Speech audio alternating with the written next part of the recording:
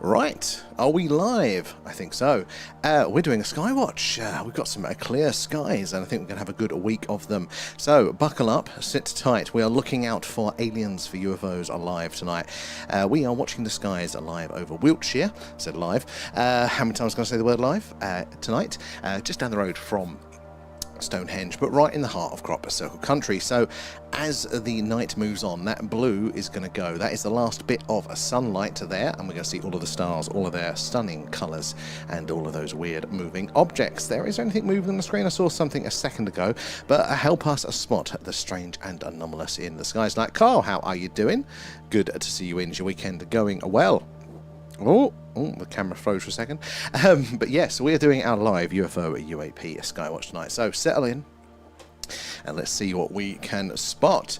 It's been, I think with the last Skywatch we did inside, not on location, we did have, I think, 3 or 4 anomalies in a row. So hopefully, with the skies being clear again tonight, we are going to be treated to a wonderful display of anomalous behaviour there. But yeah, we'll see how the night moves on for us. We're just going to wait for the sun to move around a little bit more there, so we can get some more of that contrast and we can see more strange things coming in the night sky. Yeah, we're running across the board there. But yeah, do say hello, especially if you're new here. Say hello and let us know where you're all watching from tonight.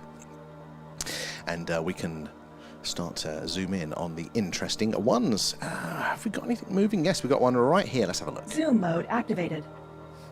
I'm not going to be on full tonight. It is too hot. Too hot at the minute there. I've got the fan on in the background. You have to excuse the noise. So you've got a moving object there across the screen. The mouse is doing its best to annoy me and flicker everywhere. But there it is right there. Now, we're going to see lots of objects like that tonight. We need to see them do something strange. We need to see them stop dead, shoot off at speed, change their course or trajectory. That will tell us for sure that it is something a little bit stranger than one of the many, many man-made objects up there in the night sky. But if we pay attention and we follow them, I said, across the screen, we will see something anomalous tonight. We normally do there. Not too bad here. How you? We're all good, Carl. We're all good. She's away back in Essex seeing the family this weekend, so I got a chance to tidy the house. Oh my God, it's hot today. It was so hot. I was trying to cut the grass. Too much there. XM, how are you doing there? Seeing the UFOs yet? No, you're in early. We're only in 2 minutes 30 seconds to the stream there. There's one. Good at spotting it there though, XM. And Wayne, how are you doing? The heat is killing me. Oh my, I am not gracious in the heat. Not gracious at all. I've got the fan on me and a bottle of water. We'll see how we get on there. Come on, UFOs. Let's be having you. That is the attitude. Tic Tac there. That is exactly the attitude we need to be putting this on the offensive, guys. You know, none of this passive waiting around. We need to be watching for ourselves and see if we can, you know, get the jump there. You just stumbled in XM. No, you didn't. I've seen you before, XM. I've definitely seen you before. Where are we? Unless somebody's got a very similar name to you there. Where are we over on the TikTok there? And Adam there, too much cloud near you. It has been cloudy for us the last few nights, but I think with this heat, we are going to get some good clear skies. So settle in, Adam. We're going to see some things tonight. It's definitely warm. Understatement there, Carl. It is a very, very warm. But if you are just joining us, we're doing our live UFO UAP Skywatch night, coming to you live from Wiltshire in the UK, right in the heart of Crop Circle Country, just down the road from Stonehenge. Lots of strange things in these skies over the years. So yeah, we're going to see some very interesting things. So put the grid reference, if you do see movement that is potentially anomalous, do put it in the chat. We've got one right there. Zoom mode activated. Or a shooting star already into the stream. Now there we go. Clip that.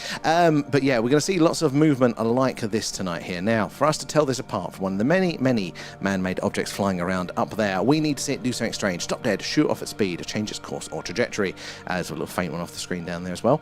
But we're going to see more and more as the night gets darker out there. So keep your eyes on it. There's going to be lots of interesting ones. The real anomalous ones there will get, the interactive grid should be active for those, so the mods can highlight the squares. So even if I am deep in the chat, we will be able to see it there. And Adam there, and Carl as well. Thank you for the gift and for feeding Alan. Nom nom nom. Thanks. All the guys. gifts, the subs, the members, all that jazz does go back into the stream. And Mike, where are you joining us from? Thank you for the follow. Do make sure you are following, guys, or subscribe, whatever it is, wherever you are, because we do this pretty much every night. Clear skies, it's this. It's the UFO UAP Skywatch. And cloudy nights, we do this. It's an alien radio signal hunt there, kind of like the film Contact. We've got our own big dish pointed out to the night sky there, looking out, or listening out, we should say, for a potential message from from an alien civilization. We've got another nice bright one here. Now again, it's not doing the anomalous movement. That is the real slam dunk for us, but it can at any second change that there, so it's worth following it across the screen there. And was looking out of the window and seeing a glowing orange square object and thought it was a lantern there, but it sped off. That is very, very enormous. A square object as well. Ooh, and that is very interesting, Carl. Are you in? I know you're up north. Are you? Are you in the town, or are you on the outskirts of it? There is it an urban area? That is a very interesting sighting there. And Adele, how are you doing? Good to see you. And I see the hearts popping in.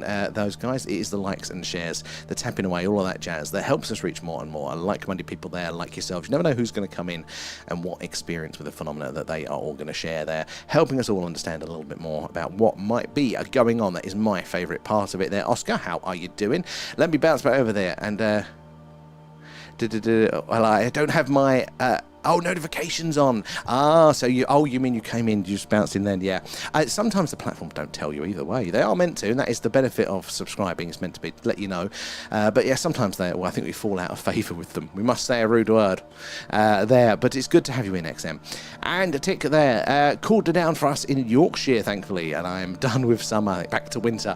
I will complain either which way, but especially when it's hot, guys. I like to moan accurately. Here's my thermometer there. 30 degrees in here at the minute, and that is cool. We've had it 40 degrees at 2 in the morning in here. It's ridiculous. I'm not looking forward to this summer. We've got a lot more electronics and lights and things. It's going to be even warmer. I'm going to regret not getting the old aircon. And St. Arla, how are you doing there? We have a heat wave on its way. We really do, and I'm getting very, very nervous about that. We'll still be here, sweating away, doing our sky watches, because we normally get really good skies during those heat waves. Nobody else can sleep, so we make lots of new friends. So yeah, hopefully we're going to hear some more stories there, more accounts of the phenomena. That I said, that is my favourite bit when you guys come in and tell us about your experiences that you wouldn't get to hear elsewhere. We had a chap in last night, so hopefully he'll pop in today, but it's one of our alien radio signal hunts, and he's from the US, and he was a sort of a radio engineer, or I think it was during the military service, and basically he was saying he was working with a group of guys up on top of a very large radio tower, doing some sort of problem solving or whatever it was there, and they all saw this silver cylindrical object just hovering, I don't know, a few hundred yards away in the distance. And this is a really interesting story, but what was incredible is not that they all saw it there, confirmation from multiple eyes, but he pointed his radio, problem finding equipment there at this sort of thing. A little receiver himself pointed it at this object, and he apparently got a signal coming through on, is it 2.2 gigahertz there? Interesting frequency choice. But he said it seemed to be data, but not how we transmit data. So very, very interesting. And yeah. Oh, you're blue.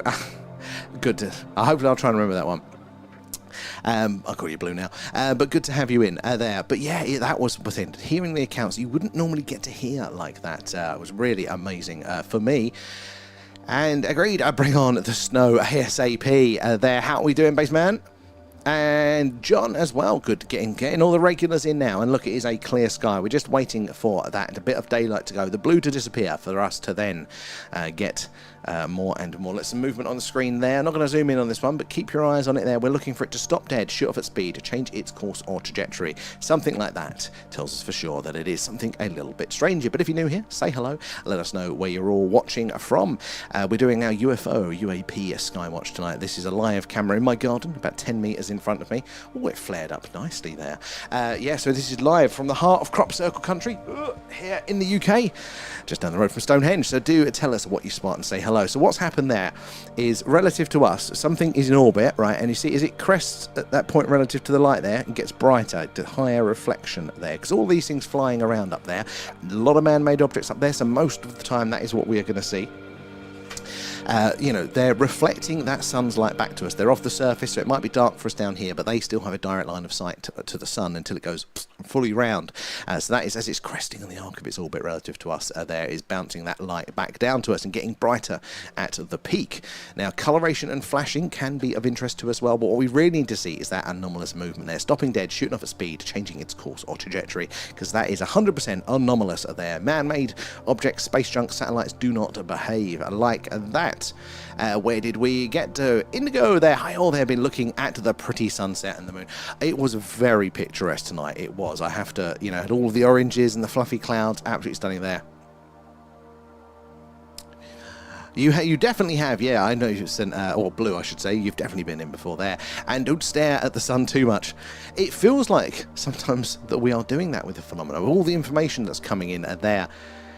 And how you doing, Brian? Good to have you in. How are your skies tonight there? And just rigging up the monitor to go cross-eyed soon. You want us in stereo. You want to have multiple screens up there. Harco, how the devil are you over there on the tubes? Right, I'm going to bounce back over to the TikTok now. Let's see where we are in the chat there. Adam and Harco as well coming in with the gifts, guys. Appreciate those. All the gifts, the subs, the Patreons, the members, all of that jazz, super chats goes back into the stream, help us improve on what we do. Currently, we are trying to get ourselves on the road, on location. So we was on location, wasn't we? Thursday night, I think it was. We went up one of the Iron Age hill forts locally, got terrorised by cows. It was quite funny to see that one. Ended the stream abruptly, if you saw that, chased off.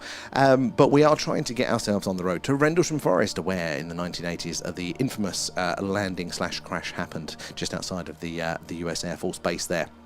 We'll do a live Skywatch from there. So that's what we're saving up for at the second. Where are we? Get up to the chat here. Adele's got a lovely clear sky there. And Laura, what website is this? So Laura, this isn't a website. This is all our stuff. It's our camera coming in live from the garden, going in for all of this graphics. Is all us as well. But if you do want to check out our website, we've got obviously all the normal stuff about like our schedule, the merch, what our deep dive subjects are and stuff. But when the little video goes through, you will see what you can have available to you guys. So you have to be signed up as a Patreon and then log in with the same email on our website, and it matches you up there. But look, we have a sensor dashboard, so there are so many things you can customize of what you do want to see and what maybe you don't want to see there. But things like geomagnetic index, solar, wind, what's going up there in space, as well as the Earth there, all of these sorts of things to measure and monitor the human resonance there, all of that sort of stuff, so you can do some monitoring all of the time yourselves. But we also have this, which is our SETI machine there, so it's a radio signal listening in there where we'd expect to hear ET say hello, so you can log in and do that anytime on a line there. But the visual stuff, we haven't managed to get that one 24/7 just yet there. And what's the bright purple one? Adele, never be sorry. This is a good question. That is, and it's going to get purpler as the night goes on. As this blue goes, that's going to get more and more purple by contrast. That is Vega. Zoom mode activated. It is a star about 26 light years away from us there, so not too far.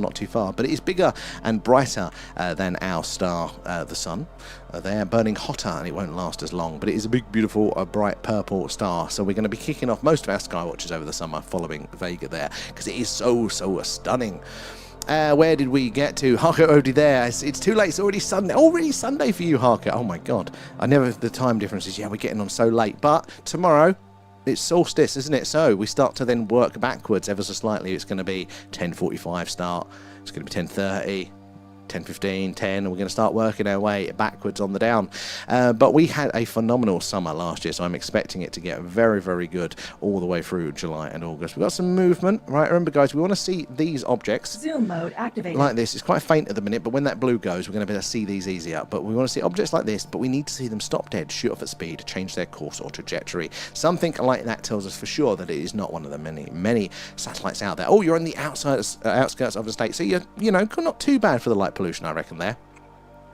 Oh, Peter, you just got your first telescope. Excellent. What telescope was it? I know nothing about telescopes, but I really would love to get one for us here on the stream. How you doing, Leanne? Just spotted you in there as well. And Coco, there on the 11th, I saw 3 lights in a triangle appear at 1 a.m. At a time over a field, and then it all faded. Oh, now that is very cool.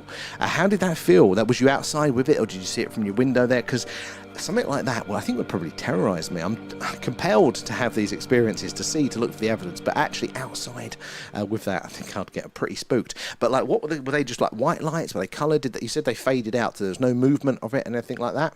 Love that experience. Thank you for that one, Coco. And Blue Nose, thank you, Captain, there for the gifts. Appreciate that very much. All goes back into the stream. How's your weekend going?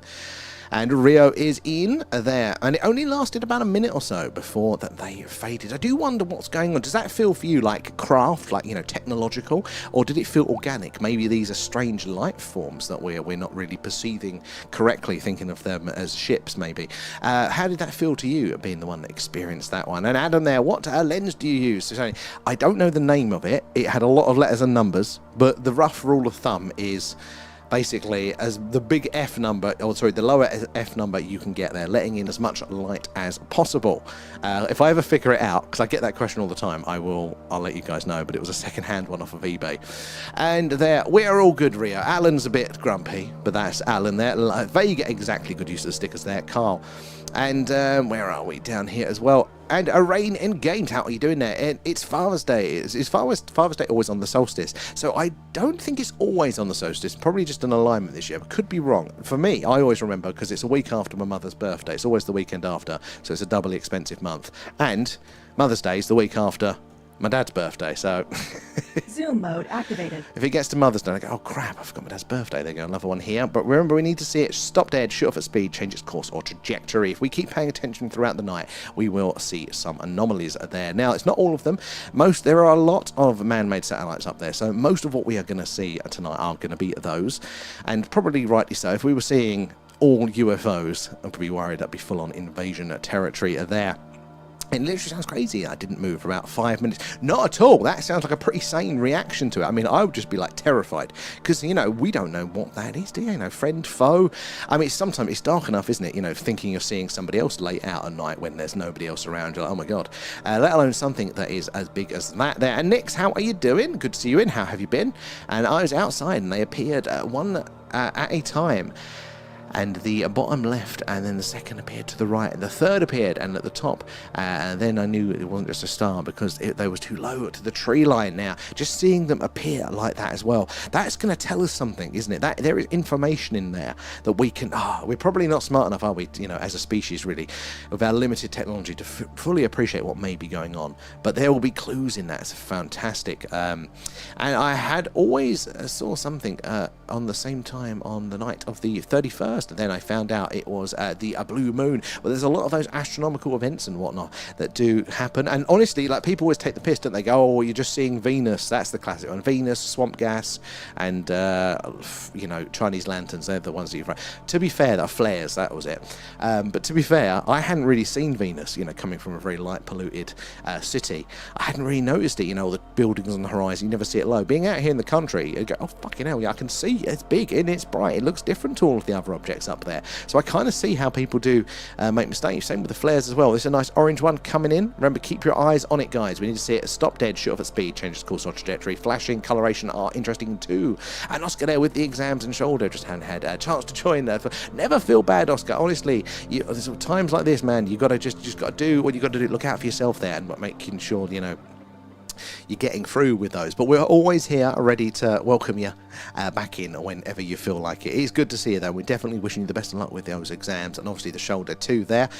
And Anti-Influencer, how are you doing there as well? Thank you for the gifts. It all goes back into the stream. Gift subs, members, Patreons. Speaking of which, we're doing our next deep dive. I think it's going to be next Saturday. So next Friday night, guys, we're going to be doing Movie Club, where we all go to the Discord, link in bio for that, and we watch on whatever platform it's on, so Amazon Prime there, we'll watch the movie we voted on. It's going to be Alien Autopsy on Amazon Prime, I think, this Friday night. There we watch that, and then we'll jump on for a stream afterwards, but we chat along on the Discord, and then it's going to be our deep dive on the Saturday. We're going to be looking at one of the documents the Australians released looking into the phenomena, their assumptions around this, but it was recently referenced by David Grush there when they did that announcement on the steps of Congress or whatever it was the other week. They're saying there's something in that document that is very, very interesting.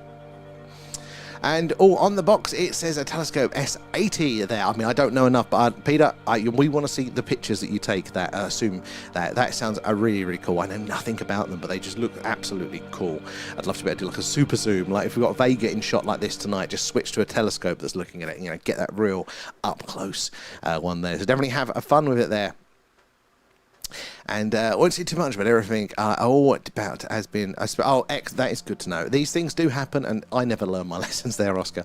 But I'm glad it's all resolved now. I'm going to bounce back over to the tubes. You guys have been patiently waiting. Where did we get to in the chat with you guys? If you are just joining us, remember, we do this pretty much every night. It's our live UFO UAP Skywatch coming to you live from Wiltshire and here in the UK, which is right in the heart of Crop Circle country and just down the road from Stonehenge there. So do make sure you're following or subscribed, and then you'll get those notifications, hopefully, when we go live for those. But on those cloudy nights, we do this. It's an alien radio signal hunt there, listening on the hydrogen oxygen line, kind of like the film Contact there, hoping to hear E.T. say hello. And if the moon's up and I'm not going to be bothered, we do this moon stream, looking out for all the weird things that have been observed on, off and around the moon over the years there. The truth is out there. Exactly. And thank you for the super chat. That's very, very kind of you there. Appreciate that. It doesn't show me your name. It's just at is coming up there. But very, very much appreciate that. It all goes back into the stream, helping us upgrade and do all the things we're doing there. So very, very kind of you for that one. Right, where did we get to in the chat? Down to here. You changed your name on there. Makes sense now. And where did we get to? We've got Harker coming in there, and North Wales is a lovely... I was just saying today to somebody in the chat, how I would love to explore, do a few more skywatches from Wales, so I would definitely agree with that. Let's turn the brightness up. As the sun goes round, we're going to lose the blue, but I need to keep adjusting the settings to make sure we're still seeing as much as we possibly can. Then, Living Light, how are you there? We are vibrating at such a high frequency. That's why it's so warm. Well, I mean, radiation and all that, it's exactly the same, isn't it? And Brian, the skies are brilliant. They're hoping for aliens to come and rescue us from the madhouse we call Earth. As long as they've not come from a madder place. Can you imagine that? They're all here as our saviours. Oh my God, they're worse. What's the Simpsons episode? Vote for Kronos. I voted for so-and-so. And the lighthouse is amazingly picturesque there. It's homemade. It very much is. This is all homemade. Hence why it breaks. All C3, just a satellite there. Keep your good spotting up there, John. Solstice blessing. So is tonight the solstice, or is it Sunday night? I can't remember which way round it is for it there. How are we doing, Gaza, as well? Good to see you in there. And at Stonehenge, the sun rose at 4:52 a.m. today. It is perfectly aligned with the Hillstone and shines directly into the center of ancient stones. I mean, that honestly, the structures like that, I mean, it looks like as well, there are so many of these ancient megalithic structures that are perfectly aligned either to, solstice, sunrise, or certain star positions. So it's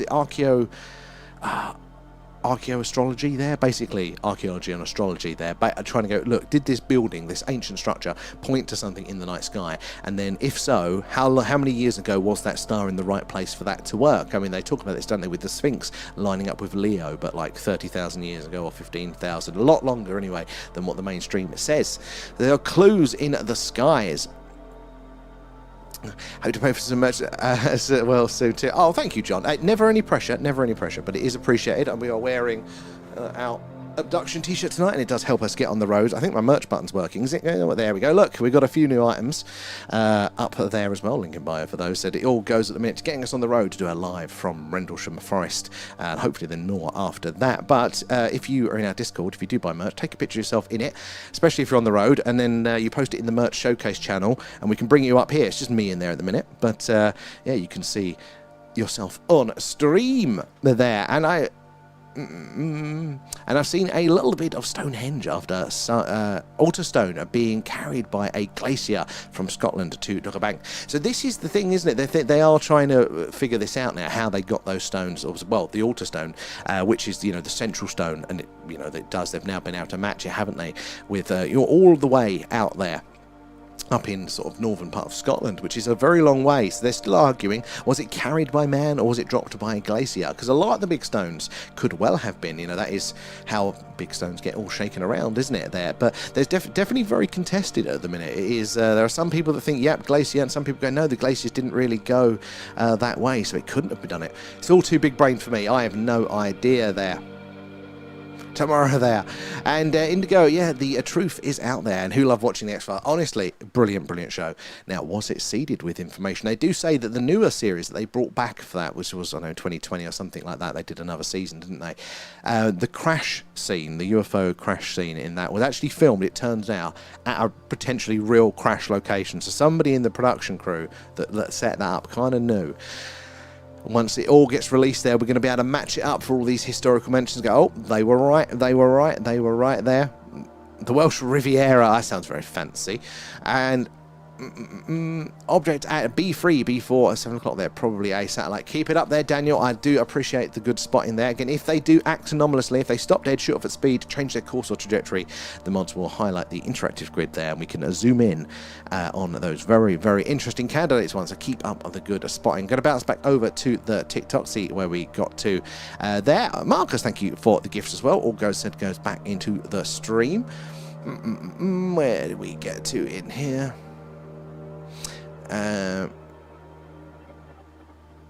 Where did we get to there? And Spartacus, any UFOs out there? Well, we haven't seen any yet, but we've only been on for about 20 minutes.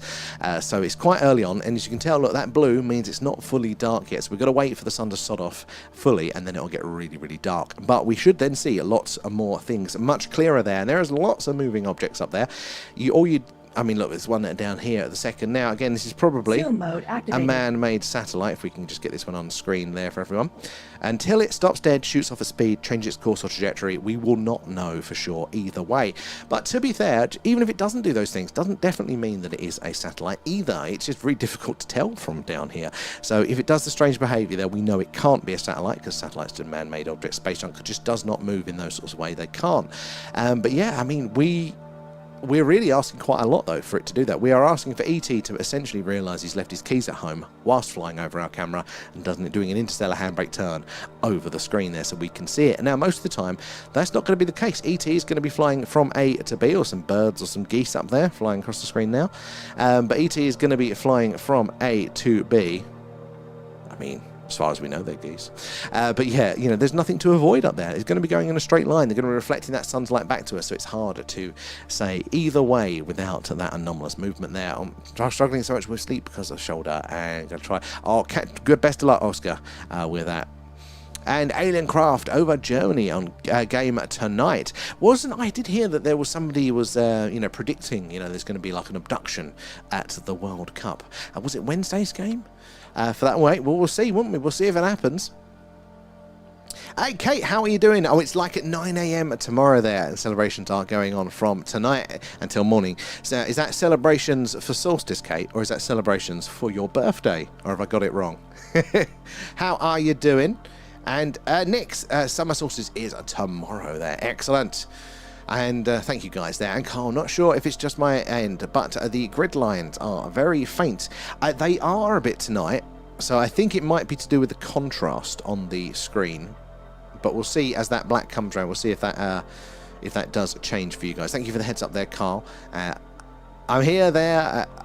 I am here. Oh, I am here, but there's a high chance I may fall asleep again. You're going to be partying, Kate. It's birthday time there. How you doing, Sean, as well?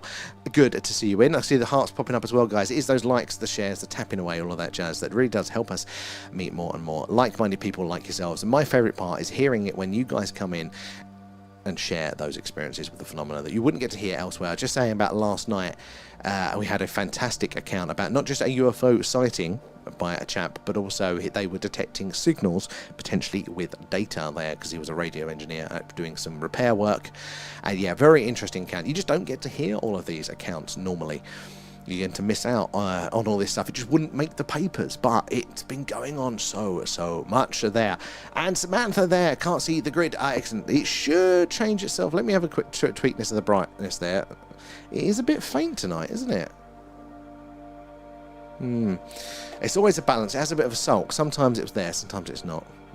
I'll see if I can get some better manual adjustments. Thank you for the heads up there. You wish, Kate. Oh, Alan will take you out partying. It'll just be missing time. You won't remember it, though. Back over to the tubes. Let's have a look.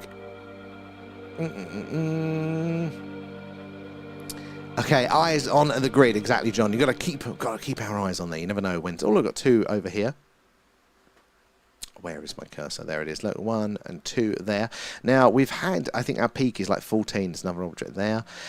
14 on the screen. There's another one there at any one at a time. This year, I think we've only got it up to 7. So we'll see if we can get more and more there as the summer rolls on in. D4, good spotting, John. And can I do a reading on this? Oh, give it a go. And a whole team, apparently. Well, I mean, at least maybe not good for them, but at least for us, though, it would be pretty unambiguous, wouldn't it? You know, they wouldn't be able to be particularly skeptical after that. And Dan, how are you doing there? And Peter as well. And it's still a daylight in Dundee. Wait a minute, you're replying to A-Up. I can't see A-Up in the chat. Where's A-Up? I can't see A-Up in the chat. I can see you replying to them, but that's... What's going on with that? Is having a sulk there. And Living Light, if a being made of light stood at the foot of your bed tonight and said nothing, would your first feeling be a love, curiosity, or fear? Well, I would expect fear, knowing me. But maybe not. Maybe we'd be picking up on something different there, you know, because a lot of people do talk about these experiences and having, you know, deep calmness, reassurance. You know, maybe it would be able to convey that in a very different way there. And RJ, how are you doing that as well? And John, C2 came across a perfect spot in there. And Blue, do you want me to do a saying for you? Go for it. And have you looked into the Oliver Tree stuff yet? No, I haven't, Dan. I need to do that one. Thank you for the reminder there. Veronica, how are you doing there? And Alan there might try all of the all-sky camera rather than the Sea Star. I'm tempted for an all-sky camera there, but I'm worried about like what the detail level would be versus what we usually like there. But I am eyeing them up. You have to let us know if there's a good one there. And thought A-Up was waking up at Stonehenge. Well, that would actually make sense. I was worried that it was doing a thing and filter out and I couldn't see poor A-Up. So if you are there, A-Up, and I'm not replying to you, it's because it's had a favour. But if not, you might be at Stonehenge. Where we get to... There would be loads of pictures of me sleeping in dumb poses. Just Alan putting you in like risky poses with the probe. That is that sounds very Alan. There, Leanne, thank you for coming in with the gifts. Appreciate that, guys. It all goes back into the stream. So, guys, you're just joining us. We are doing our live UFO UAP Skywatch tonight, and we're getting all of the lovely stars coming out now. If you were on earlier, you'd see the difference. Now, it is the sun going away fully. It's round for us here on Earth, but... you know, it is still up there, polluting our night vision, essentially. That's what the blue is still there for. But as the night moves on, the sun's off round, and then we'll get to see more stars. The colours of those stars are also more and more objects. We've got some movement down here. We are looking for these sorts of things there, but we need to see them stop dead, shoot off at speed, change their course or trajectory. That will tell us for sure that we are looking at something a little bit stranger than just one of the many, many man-made objects up there. I think it's about 15,000 man-made satellites up there at the minute. 10,000 up a Starlink, apparently, and that number is only going up. So, yeah, a lot of it, all is free converging at once there, over there. But, yeah, there's going to be mostly man-made objects, but until they display that behaviour, we aren't going to know for sure either which way. But it does happen. Keep your eyes peeled there. And Leanne coming in with the hashtags. Thank you for those, guys. It said it's the hashtags, the likes, the shares, helping us to reach more and more like-minded people like yourselves there. The more eyes and minds on the phenomena helps us piece this puzzle together. And is it a flat sun? No, well, I mean, I've not been, but I don't think it is. Where are we over on the tubes again? And Amanda, how are you doing over there now? And Alan, I bought an ASI, is it 585 MC Pro last week there. 4K test with the fisheye. Now that is cool. So we've got a fisheye lens for this camera. That was my initial idea, looking to capture all of the sky. But because obviously you've got a bigger field of view, everything is slightly shrunk down. And I was like, are we going to see enough satellites? Well, we couldn't compared to this. This was a slightly better view. But I'd be curious to see how the All Skies perform with that. And okay, we've seen one tonight there. Keep it up, Blue. And Flight of the Navigator. Now, everybody loves that one. It was a very, very good film. We haven't actually got it. We haven't actually watched that one on Movie Club yet. We'll have to add that one to it there. Is there a highlights reel? So, yes and no. There used to be. What I would do, so I recalled all of these streams. Obviously, they're on YouTube anyway. And then I would sit down on a Sunday and I'd go through all the clips. Or I'd go through the stream, scrub through it, try and find all of the interesting things. I just haven't got around to doing it. I don't know, for about 6 months at the minute. So all the clips are behind. I was going to restart trying to do it tomorrow. That is very much on my list to restart doing it. But I've also got to get in the habit of clipping, because I've got a little foot pedal where we can take the little snapshots, so I don't have to go through the whole thing. But yeah, I'm going to try and start doing that tomorrow. So hopefully there will be the clips, the best bits basically will be posted out as shorts or TikTok reels, both during the week after the streams are there. It's a big light bulb, caveman. But is it one of those rubbish energy efficient ones? And in the Thunderbolts project, the sun is hollow, and it's what's called a Z-pinch in an electric filament. Interesting. So I've heard a little bit about sort of the electric universe theory and all that sort of stuff. And hey, I mean, this is the thing, we're doing our best from where we are with the tools that we have, but we don't really have a high confidence in a lot of our understandings of the universe. A lot of these things are based on other assumptions and other assumptions again. So although it's very functional, maybe our basic understandings are fundamentally wrong. I mean, I think our current model of planets being, the accretion model, that basically gravity, just all these tiny particles just clump together and make planets, as stars are forming around them. I mean, sounds like it makes sense. Could well be what is going on. It's the mainstream scientific one. But is it the electric universe that thinks that basically the stars birth the planets? And there's all sorts of really interesting evidence for it there. Again, I don't know myself, but it sounds really cool hearing some of those different takes on it there.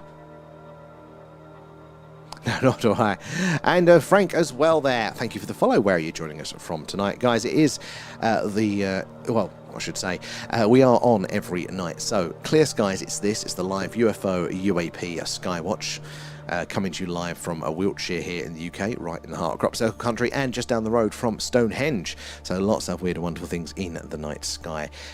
Cloudy skies. We do this. It's the alien radio signal hunt there. We are searching the hydrogen line. That is the channel on the radio dial where scientists theorize that if ET's out there, that is where they'd put the message. We use all our fancy equipment there to listen out, and if the moon's up and I can be bothered, we do this. It's the moon watch there, looking out for translunar phenomena, things that astronomers have seen throughout the years going on off and around the moon, but cannot explain there. And we've seen some interesting things ourselves. We saw the glowing crater once, which is one of the things that people do report seeing.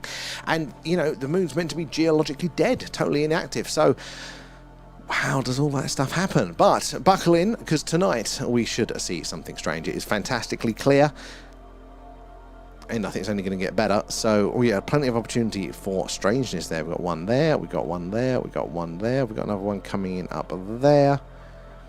Let's turn the brightness up a touch, making sure we can still see it all. A little bit of blue still in the night sky there. Now that means that, the sun... Ooh, no, it's a little bit too much on the old brightness there.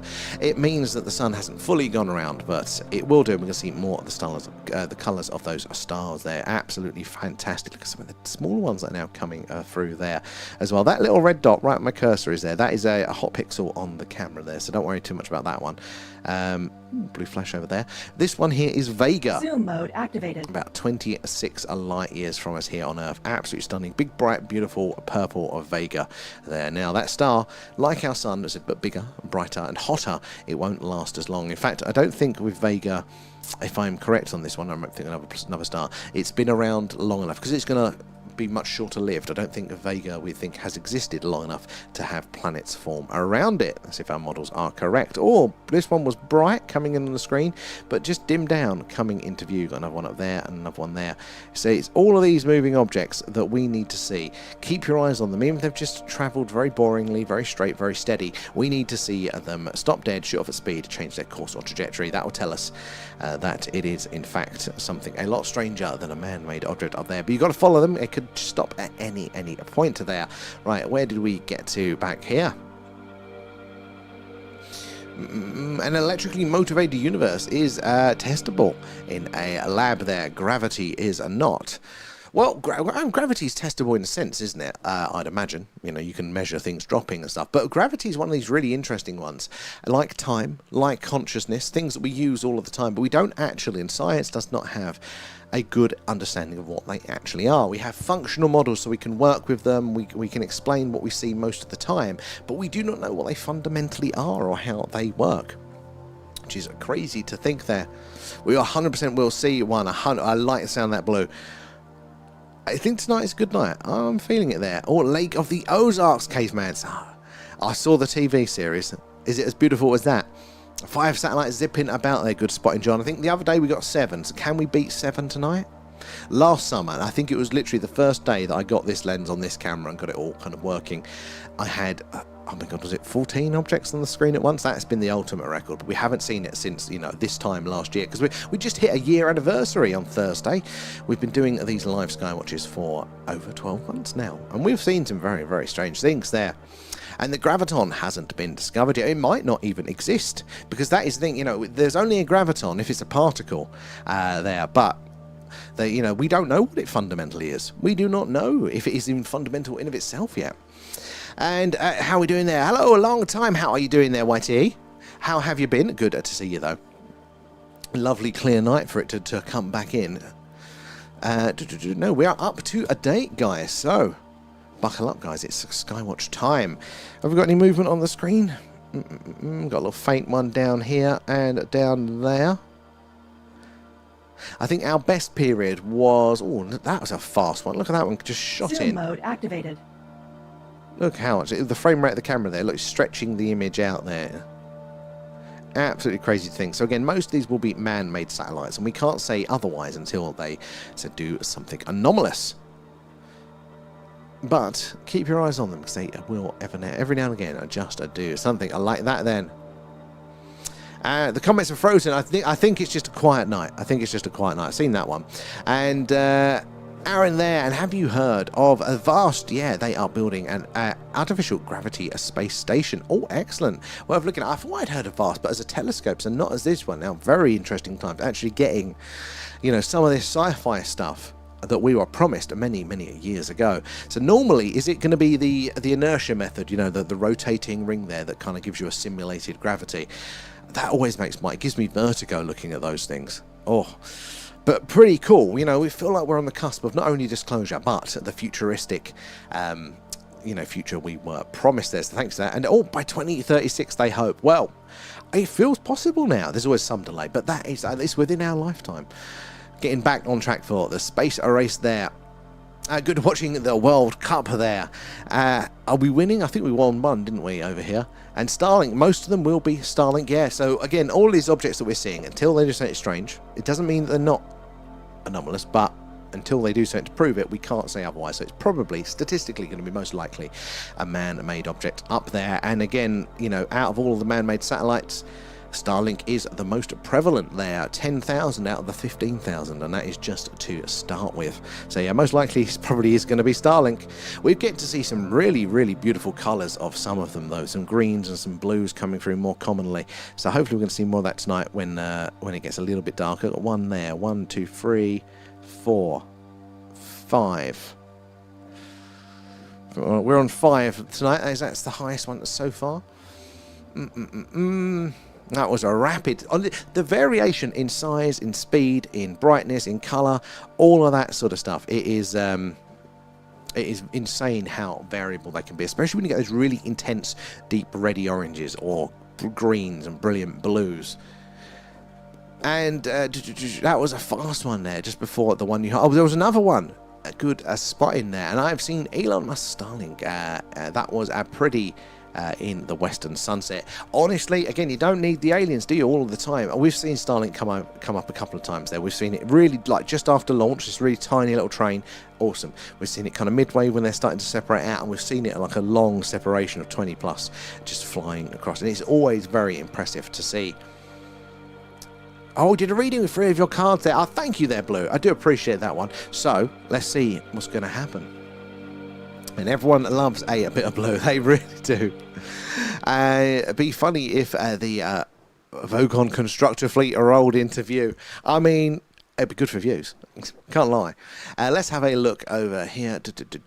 And very optimistic. I mean, you got to be. I mean, not Musk optimistic. He's a nightmare for his timelines. But even though he's always ridiculously off of his timelines, it does happen a lot quicker than the other people would do. I mean, look at the bloody the ULA, United Launch Alliance, who Boeing and all the legacy contractors that build the traditional rockets there for NASA.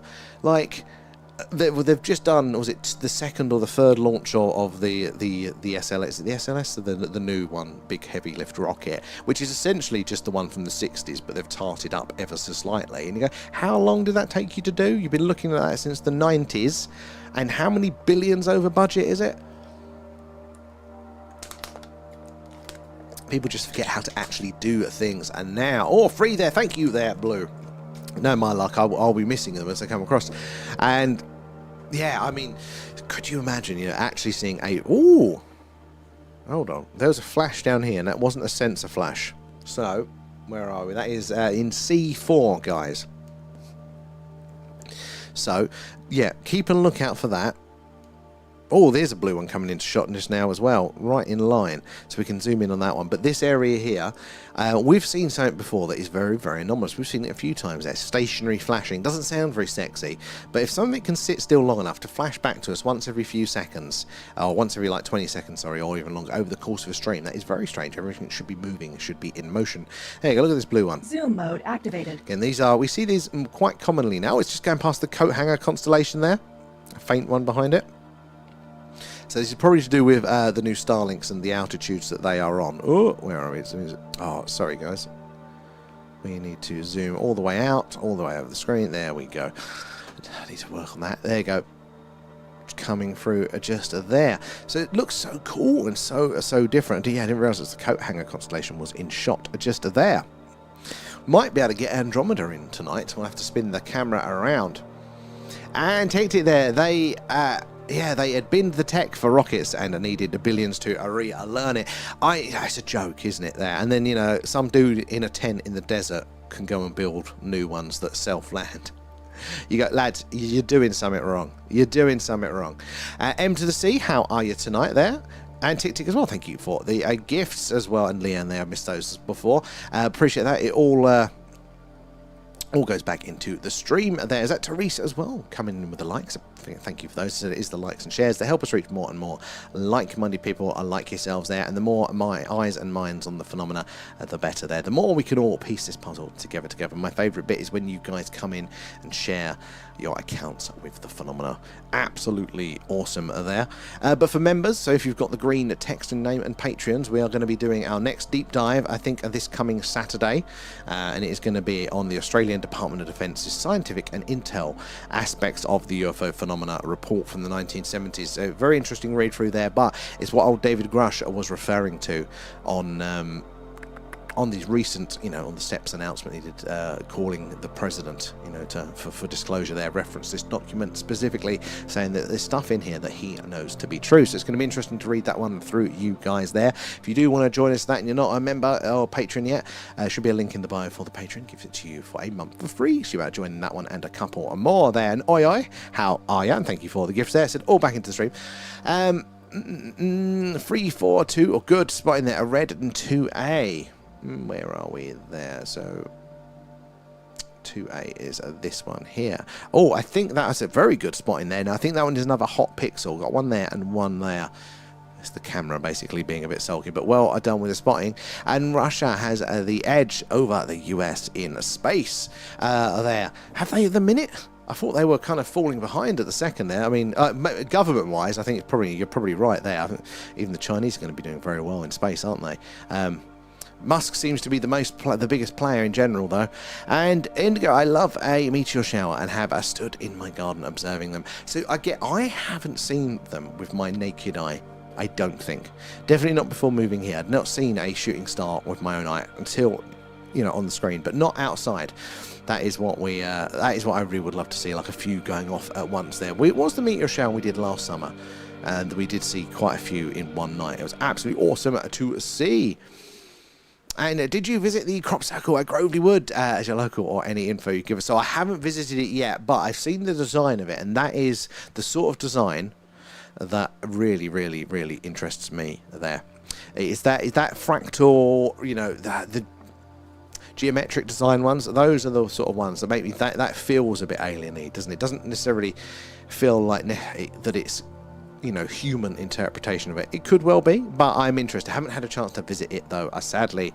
For those ones, where are we there? And Hardware, how are you doing there? I missed your streams there. Been busy, a night shift of work, though, but it's good to see you here, Hardware. It's a pain sometimes with those, but you're always welcome in on your nights off. We definitely missed having you in. Are you enjoying your weekend? God, it's warm at the minute. We're at the start of a heat wave here in the UK, so you can watch as the week progresses how how I start to get hotter and hotter and more grumpy. We're at 31.6. What did we get to last time? Was it 34? Was the hottest? Yeah, no, it's dry. We like to accurately flash there. Oh, 4C flashed again. Now that is perfect. What was that? We need to... timer on. Oh, Colin, bang, love that. Because that flashing rhythm there, that is what tell us if...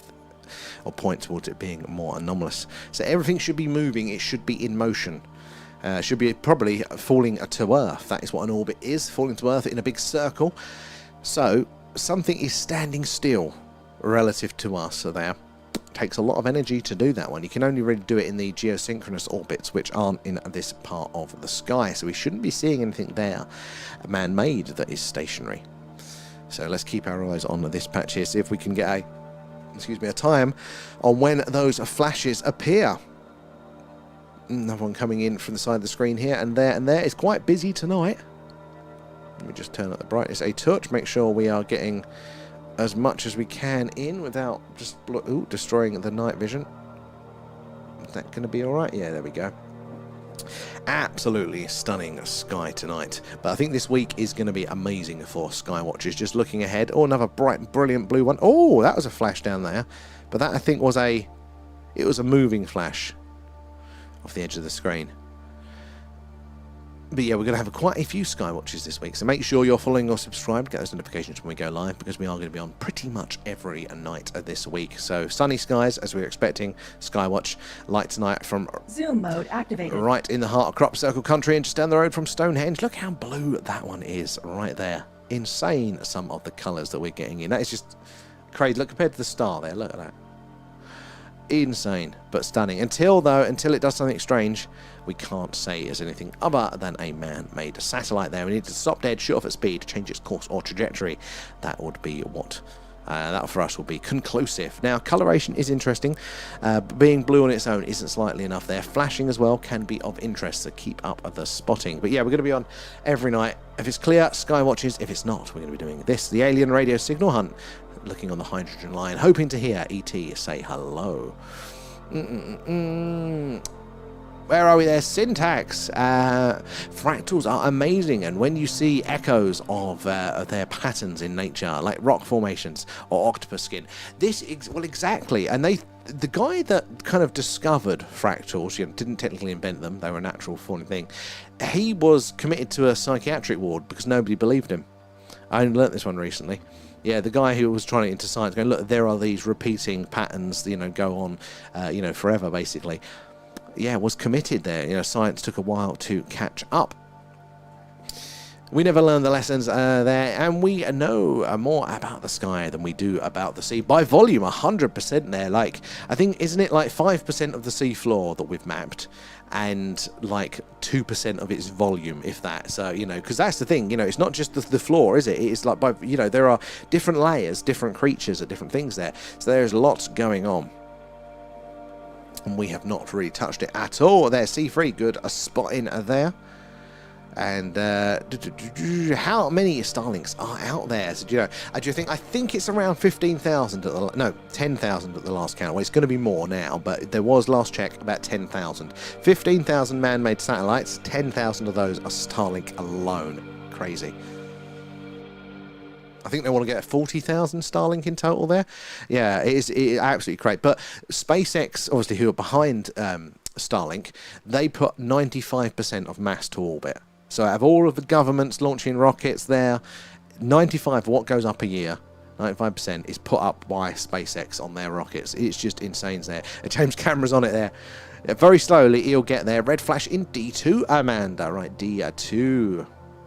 Well, that's behind for you TikTokers. You're missing out on that one. In fact, make sure, guys, if you are over on the tube, you're seeing the vertical. This is what you're missing out on. So the sky is round the right way, less of me, more of the night sky, and all sorts of other contextual data there that is relevant to our analysis, like space weather and stuff like that. So at The Thing UFO, definitely worth checking us out over on the big screen. If you're a pro, and I've seen some very interesting pictures here, you project that onto the wall, full massive, and then you're in the chat on your phone there. I haven't seen somebody do the triple screen yet. Like, our sensor dashboard from the website on one, and then the stream on the other and the chat in hand. That's going to be the next one. Who gets the prize? Approximately, is it 10,400 to 10,660 active Starlink satellites in orbit? It's phenomenal, isn't it? And it was only a couple of years ago that it was like, I think it was like 1,000 man-made satellites. And again, that's how impressive that is. But yeah, totally changed the games, SpaceX. With that one, how are we doing, Tresor? And what about all of the space debris and junk? There must be loads. Well, there is. There's a hell of a lot, and they're getting really, really, really worried about it, aren't they? And the more objects that are up there, more opportunities for debris to be created, more targets to hit these things. Dodo, how are you? So good to see you there. How have you been? Good to see you there. Hope it's not too hot where you are. And where are we? And Dendrick, there is another way of saying fractals. I think is something to do with a tree branches lightning. Essentially, yeah, it's just... What is the terminology for it? Oh, that's a nice one. Keep your eyes on it, guys. We need to see it stop dead, short of speed, change course or trajectory. But it's like a pattern that repeats in of itself. So no matter where you zoom in, you just keep seeing the same pattern. You know, it's like MC Escher does this really well in his paintings, or did do it really well in their paintings. So, yeah. I'm a noob to all of this, though. Betty, you're very welcome in, because we're all noobs to it too. We're blundering our way through violently. We're getting there. Where are you joining us from in the world there? And you will soon there. And Amanda A4, good spotting down there. Right, I've got it in my eye. Let's see if we can go a bit far behind. And Ted Turner made a lot, did he? And where are we there? Active satellites, 14,500 plus defunct satellites there. 3,000 tracked space debris, 32,000 pieces larger than 10 centimeters, not including the 500,000. Yeah, because it scales, doesn't it? That is thank you for the numbers. Yeah, because that is very, very interesting, actually, how much there is. You know, there's there's old boosters that are very large, but yeah, the smaller stuff is crazy there. Oh, Alan Watts. I do love a bit of Alan Watts. I know, thank you for the question there. And the info guys there. Copper Hill. Oh, excellent, Teresa. I like a little bit of that. How are your skies? Anything strange in them? See free Amanda as well. And yes, so thank you there, Blue, for the facts and the data. Where do we get to over on the tubes? Great weekend, but a warm one, yeah, as they say up north. Oh, it is ridiculous. We're at 31.9, guys. I'm cooking. Turn me over. I'm done. I'm like a rotisserie chicken. And I've re-upped your link to all of my friends that keep it. Oh, thank you, Hardware. I do appreciate that. Goodness, how we meet new people. You never know who might be interested in this. And the more eyes and minds we get on the phenomena, the more open-minded, intelligent people we get to come in. And not just see the evidence live, but also share their stories and their knowledge. We've had people come in, again, with their professional skill set, come in and help us refine our search. And actually turn things that I thought weren't anomalous to anomalous. So it's always worth it there. The likes and the shares, the tapping away and all of that jazz. There. And Roy, how are you doing there? Have you ever seen a UFO? Yeah, we do. Well, our skywatches are really, really good for the anomalous. Now, what that object is, we can filter out the man-made stuff. We can filter out the satellites, the shooting stars, the planes, the drones, and all of that jazz. But what it is beyond that, that is very difficult. Putting the unidentified into unidentified flying object, very much so. But yeah, the skies are busier than you'd think, and we are based right in the heart of Crop Circle country, just down the road from Stonehenge. So lots of strange things to see. In fact, normally we see at least one strange thing per Skywatch. The last one we did, we saw three anomalies. There's like the real slam dunk anomalies, like that cannot be anything man-made, and then there's like this middle ground of, this is different, but it's not different enough to say 100%, you know, but it is still strange. You get a feel for it. You start to notice how these objects are, you know, what the range of brightness is, what the range of speeds, all of that sort of stuff. And then, you know, you get the ones that get, oh, my gut is telling me something about this there. But we have got a couple of clips of it there pinned, I think, to our main TikTok page there. Dodo, good to see you there. And where are we? Over on the tubes.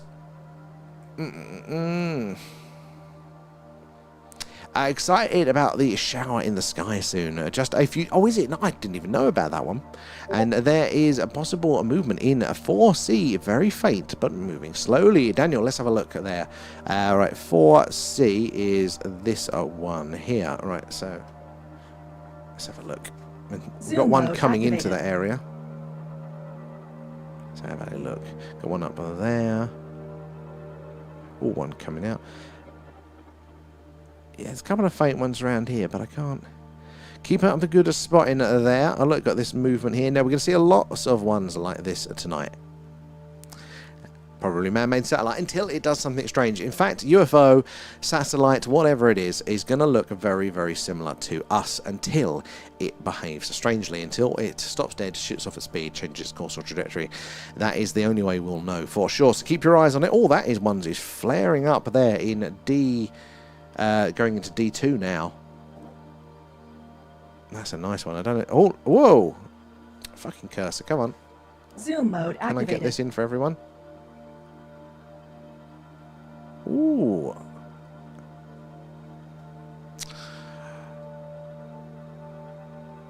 Let's zoom out. Come on. Well, we got it for a little bit there. See, that was strange. That wasn't like the normal flashing. So it's things like that. Again, it's not slam dunk, but interesting. Anomalous object. Could have put that on the list. And the key to understanding why satellites do not melt or burn up as there is the difference between temperatures and heat.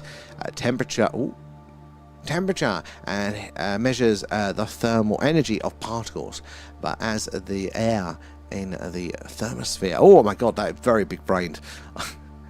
It sounds good. You know, I hadn't even considered there'd be a difference, but makes sense. And I heard that they are going to make a big hoover or a big net to try and clean up. There's lots of people trying to figure it out at the minute. I don't think they've settled on anything, but I think we're in that stage where people are putting their ideas on the table, probably a little bit of prototyping, and they've got to figure it out yet. We're human, we'll figure it out at some point. But we've got to see how hopefully nothing bad happens, because with so many objects flying around up there at the minute, it just takes one satellite to break into 1,000 pieces, and then those 1,000 pieces go out and hit another 5 satellites, and those 5 satellites break into 1,000 each, which go out snowball effect there, Kessler syndrome they call it, and basically, again, they're all falling to Earth. Those objects, they're like speeding bullets going around the Earth, and you get enough of them up there. Low Earth orbit will be impenetrable. We won't be able to put things in space, let alone all the satellites that we depend on for absolutely everything there. Or where are we there? Good spotting. I'm a bit behind it there. He's shifting in A1. There's a good spot in there, and A1 soon there. Medi good catch, and over by your 3 stars at about 11 o'clock for you. So, okay. And we should start our own space debris business there. The decontaminationist is a catchy. Yes. I mean, with Alan doing his best. I think he's the equivalent of an intergalactic catalytic converter thief with his UFO. D4 to A1 in a line at 20 seconds. Colin Good spotting. And sorry, ooh. That's a nice bright one. Coming down now through, is it C1? Saw a UFO when I was 19 there, and I'm still looking for answers at 50. Ben, tell us more about that one. And this is, I think, what happens, and like that is how the brain works. When you encounter something that you do not have an understanding for how it can exist. Now, if you're walking down the street and you've never seen a red car before, and you see a red car, you go, oh, it's a car, and I know that red exists, so, solution. There's no question around that one. So you don't have to know of every specific thing, but you have to know of how something can exist, a framework for it to operate in. When people experience UFOs or the aliens directly, these things are so different, so different from anything for us to get our head around, other than what we have in film there. That it compels you. It really does compel the brain to various degrees, to find solutions, to hungry for answers. That is how the brain works. And the idea is that, depending on the nature of the sighting and the experience there, and like how traumatic that was, will be how much you are compelled to look there. There are people that have had incredibly difficult experiences and sightings, and they are desperate. They go crazy trying to find the answers, because for them, their brain knows that I need to know if that thing's going to happen again. I need to understand it. I need to see the warning signs, the clues. But we do this with everything in life. It's definition of trauma. Compelled to find the answers for these sorts of things because you don't want to encounter it again. And now with your sighting, tell us a bit more. Was it a light in the sky? Was it a full-on craft? And Southern Delta Aquarids there. Aquarids. But an almost a full moon will obscure the peak of it. Oh no, damn. So I've just read there, the Perseids begin next month. The Perseids, I think they were the ones that was really good for us last year. That bloody moon gets in the way there. You don't need answers, it's already in your brain and you know it there. Well, this... it depends. I think different people with different things, isn't it? Because there are people out there in this world that go, well, you know, if there was something in space, society would have told us. You know, there would be their structure and understanding of how the world works is, you know, the governments look after everything, the scientists figure it all out, and then they have an experience that they cannot explain away.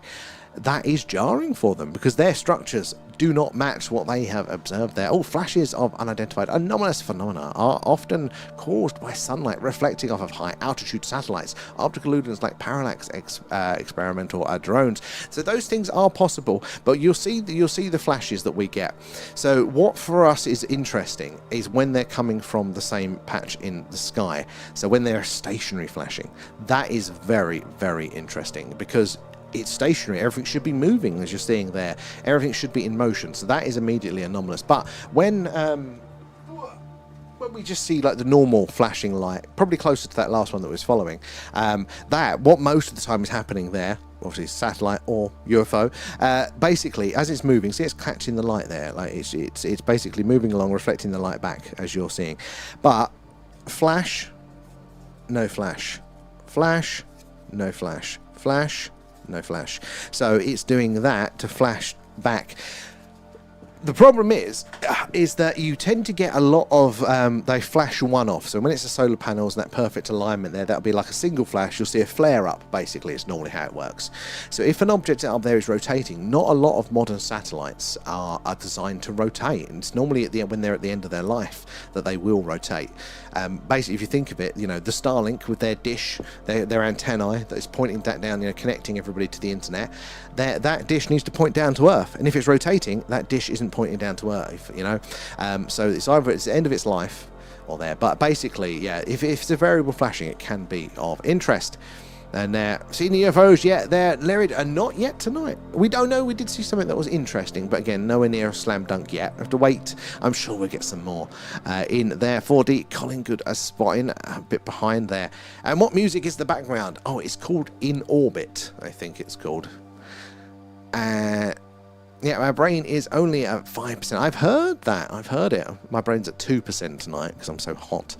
And a steady moving lights flashing each second, possibly a green or red, sometimes very bright white lights. Oh, was that a flash on that one? There. Oh, a shooting star there, and this one's pulsing a bit. So yeah, if it's those sorts of colours, the greens and reds like that, then I'd imagine planes. But planes pop up quite brightly, don't they? We did have one that was really interesting, that basically was green, red, blue, like, so it'd flash as it was moving across the screen, quite steady, and each time it was a really, really strong green, red and blue, and green, red and blue, and which is really interesting because, you know, what satellite has got that different a colour surface to reflect those different lights as it goes by. And is it Leroyd there? Just call you Footlong there. And Disclosure movie, it was not that good, filled with propaganda. I thought, oh, maybe again, if we are going to get any form of official disclosure there, you know, it's going to be somebody's narrative, isn't it? There, it's never going to be the objective reality. I don't know if we know what that could be as humans. So yeah, what bits did you find was that, without the spoilers? Oh, I've got 3 small ones and then this larger one.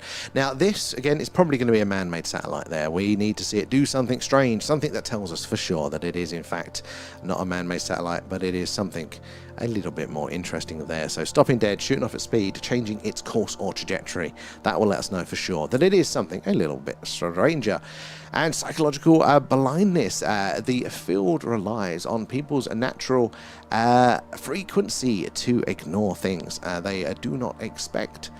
They do not want to see or cannot explain. So that blindness is such a fascinating part of us there, because we don't see what's out there, and then you know, describe in our heads what it is there for our, you know, our brains there. What happens is that we have the sensor data comes in, and then our brain filters it through things that we already know first. And it's an attempt for our brains to save calories, because if you go, it's roughly like this thing, you don't have to think about it too much there. It saves calories. The brain's very expensive to run. So you can have, if you don't have a structure to understand the phenomena that you, or whatever it is that you may be experiencing, this happens a lot, you know, with behavior as well. People, you know, there's all sorts of problems that people have with other people, you know, and people can be blind to all forms of abuse and things like that because they just don't understand other people in that sense. So, you know, you won't necessarily see something even though it is right there. And a great example of this is something that we see quite a lot in here. So we have people coming in and they go, look, I'm open to aliens, you know, don't know a lot about it, but I've seen a few interesting films, you know, I'm open to it, let's have a watch. And they'll be in our community for a couple of months there, and they'll, you know, another person will come in and they'll tell a story, and I'll read it out and go, this person's seen X, Y, and Z.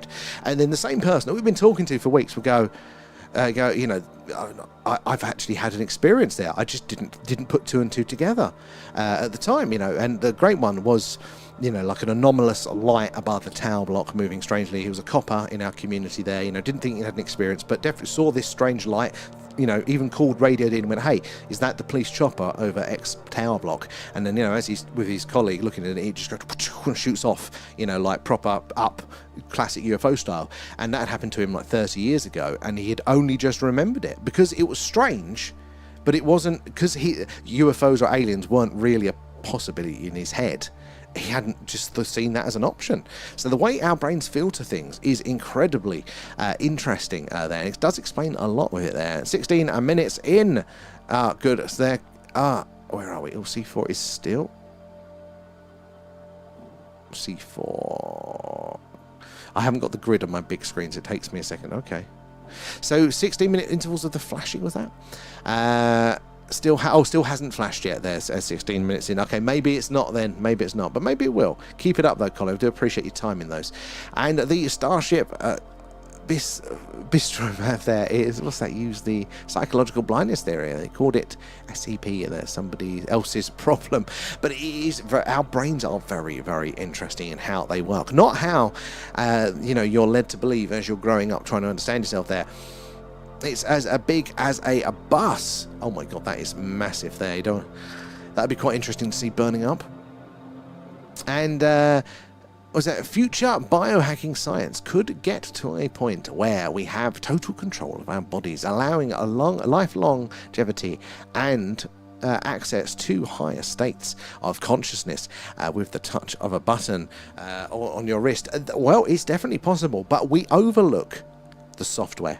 We talk a lot about the hardware, you know, our cellular aging and all this sort of stuff, but we are dabbling. I mean, psychology, which is the software of us, is a new science. It's only recently been recognized as a science. Recently, it was the last 50 years or something. But before that, you know, the main scientific community did not want to bring it in as a form of science there. We really do ignore the software. And a lot of time, if you've had the misfortune of interacting with these sorts of things in a medical sense, you know, they are still separated by division there. You know, they go, well, it's in your head. It's in it. But software affects hardware, and I always give the analogy that, you know, if you've got a virus on your computer, maybe you get on fine there, but it's doing its virusy things in the background.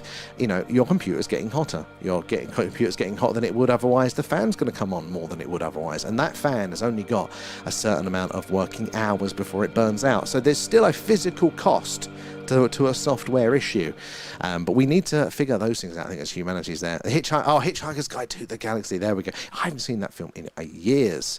We need to add it to our list there. And if you are referring to a piece of commercial lighting, a UFO LED light typically emits a bright, crisper white light, and the colours range from cool white 4,000 to 5,000. Oh, interesting. What's that reported from for the UFOs? Let's have a quick look over onto the TikTok. Where did we get to with you guys? Chromie and Asian X, how are you guys doing tonight? Good to see you in. And thank you for the gift there, X and Chromie. Do appreciate that. All goes back into the stream. Got to and Ben there. Giving you all a quick hello, and then one on your way home before the phone. Oh well, hopefully we caught that one, Ben. And get home safely there. And is that Tech Eraser there? Aren't UFOs fictional? Brilliant question. I love the way that you're asking that one. So, sadly not. Now, we don't need to get carried away. Nobody has confirmed that they are alien yet.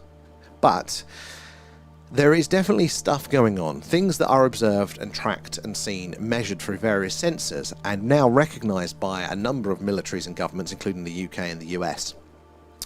And they don't know what they are. They can't explain them. You know, they're not just like, oh, this is just a plane type that we don't know. They display behaviours that aren't even incrementally in line with anything that we produce there, you know, like totally different there. So it's unlikely to be human. It doesn't fit any anomalous weather patterns and things like this. So there is a big anomalous, you know, an unidentified category here, a middle of the road. But lots of people, I mean, there is just lots of contextual evidence that could point to it being extraterrestrial or extra-dimensional or various other things, maybe even a bit of reverse-engineered stuff. So there is definitely a UFO. Now, what it is, that's where the discussion is these days. But it's a good one there at Tech Razor. Where are you joining us from there? Trey as well, thank you for the follow there. X is in there as well. And what time will we be on till tonight there? So probably about 1, unless it gets really good. Are you going to stay up, Leanne? And VAR there, more intuitive and telepathic and empathetic there. These are, you know, these are skills that that we have neglected in our materialistic world.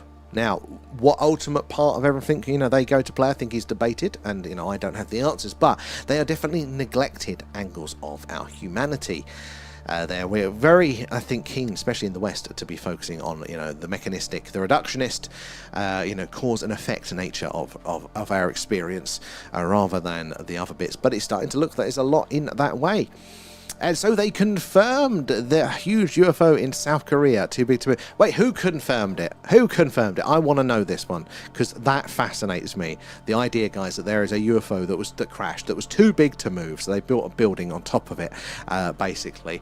And there are some very interesting pictures of a place in South Korea that go, that's a bit suspicious. It kind of adds up. So I want to know that one. That sounds very exciting there. And did anyone just see the shooting star? I think I missed that one. Jay as well, thank you for the follow. Good to have you in. And Nick, thank you for the gift there as well. Appreciate that. Guys, do make sure you're following or subscribed, whatever it is, wherever you are. We do this every night. Clear skies, it's this. It's the live UFO UAP Skywatch.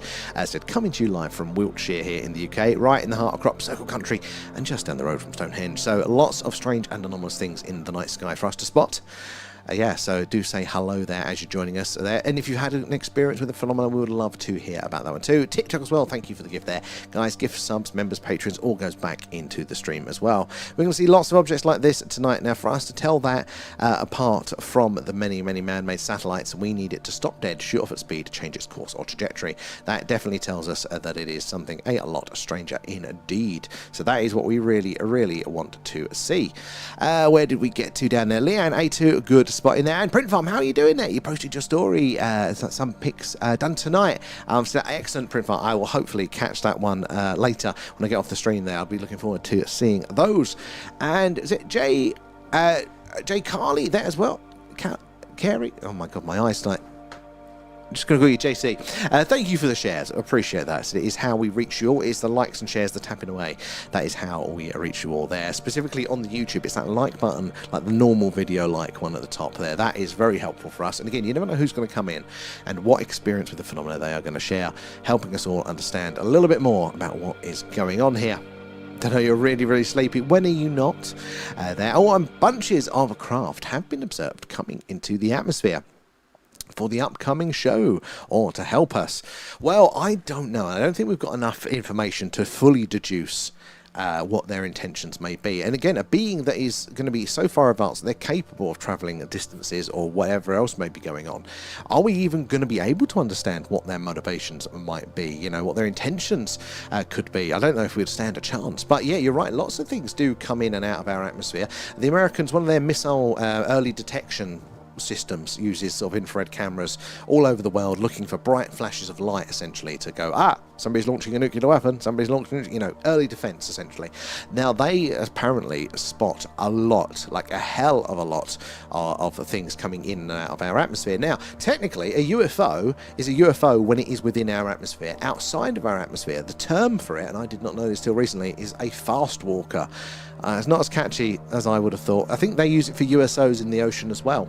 But yeah, if it's in the atmosphere, it's a UFO apparently. And outside of that, it's a fast walker. But lots of people have observed these things. They may have been coming for a very long time. Go back through history, folklore, even the early religious texts. It does look like the same phenomena has been going on for a very, very long time. Indeed there. And yeah, it's been confirmed there would be a massive leaks at about... I saw 3 shooting stars. I like this there. It's been confirmed. Now, that would be... Because they'd have to confirm UFOs first. They haven't fully... Well, they have to confirm, you know, the craft first, which they've been not doing that one now. I will text you then, Leanne. That was a good one. And Dodo there. Be busy at Stonehenge tonight there. Early morning there. Oh, very, very busy. That is the main reason why I haven't gone myself yet. I keep intending to do it since we live down the road, but I haven't done it yet. Too many other people. It was a UAP there, and I know it was not a plane. I don't think we've had a plane over tonight, so yeah, could be something interesting. Oh, I just saw one of those lights things zigzagging right now. That is anomalous there. That behavior, that zigzagging, if it is high enough up, so like what we're looking at tonight, these things are so high up there with it, they're in space. They're outside the Earth's atmosphere. So if it's up there, it's falling to Earth in a big circle. That's what an orbit is. So they are big straight lines, basically. So if you're seeing at those sorts of altitudes, the zigzagging, incredibly anomalous there. Like, we do not have craft that can do that. We know all the spaceships, they work basically on these orbits, so they make a slight adjustment, so then the next time they go around, they're closer to the thing that they want to do. They don't just go, I'm going over there and I'm going over there. Our tech just can't do that by far. So that is very, very anomalous there, JC. I love that one. And Print Farm as well. Thank you for Print Farm for the shares there. And Ali and Ruby, welcome aboard. Where are you joining us from tonight there? And the purple one is C1. You should put more in the center. And people like the purple one. It is a beautiful one. I don't think I can actually point the camera up anymore tonight. Oh, no, it is moving. That's literally it. The camera won't move any further. I need a new little for that. Oh, good spot in there. X, I'm so far behind there. And where did that just go on the screen? I couldn't see anything. I've got one eye on the big screen, and I couldn't see any of those ones. Am I looking in the right place? Keep it up. Hopefully I'll catch it next time there. Leanne coming in with the gifts. Right, where do we get to over on the... shooting star. Again, I missed that one totally. I think you guys, you've got OLED screens on your phone. I've got a big monitor up here, but it's just not quite the same. It doesn't seem to be as detailed as when I'm looking at it on my phone screen. Anyway, guys, we're doing our live UFO UAP Skywatch tonight. Coming to you live from Wiltshire here in the UK, right in the heart of Crop Circle country and just down the road from Stonehenge. So lots of strange and anomalous things in the night sky here. Do say hello, let us know where you're all watching from there, and help us spot the weird and wonderful in the night sky. Can I get the brightness up a little bit without spoiling it? Oh no, that's the other way, Sam. There we go. Want to make sure we're getting those background stars in as well. Don't want to be missing everything there. And start the fans, please, Crystal Maze. Oh my god, it's hot. It's hot. I want more fans. Just stuck the sea star outside there. And Andromeda. I'll spin the camera around, see if we can get Andromeda tonight. We normally can. I don't think we've had it this year, but when we've got Vega in, we can normally see Andromeda. Just spinning it around. Must be hundreds of captured UFOs. They do talk double digits. I don't know about triple digits, but this is the thing. If we go back to the old school, the extraterrestrial model, so the idea that, you know, ET from another planet is in a big metal spaceship flying all the way over here, you know, having hundreds of crashes, you think to yourself, oh, that's quite a lot. You know, we don't have that many airliner crashes, and think of how many planes we've got going around and how many people on Earth, you know, support that number of planes. So I'm always, if it's too big of a number, but maybe, you know, it isn't extraterrestrial. There could be a lot of other stuff going on here, let alone the dimensional aspect here, or the time. And atmospheric conditions, such as temperature, gradient, and humidity, can dramatically affect a light propagation, creating visual illusions that resemble UFO phenomena. So I can definitely see how, well, we do see, don't we, like, you know, how it affects our vision of the night sky and things like that. But I don't see how, like, I mean, this is when we talk about the slam dunk stuff. So, like, I mean, I do totally get things like Venus and stuff. I've laughed at that before. Venus, flares, like nobody would think of that. But actually being out there, doing a UFO hunt and seeing those things without context, you're like, oh, I can see how people do mistake this for that.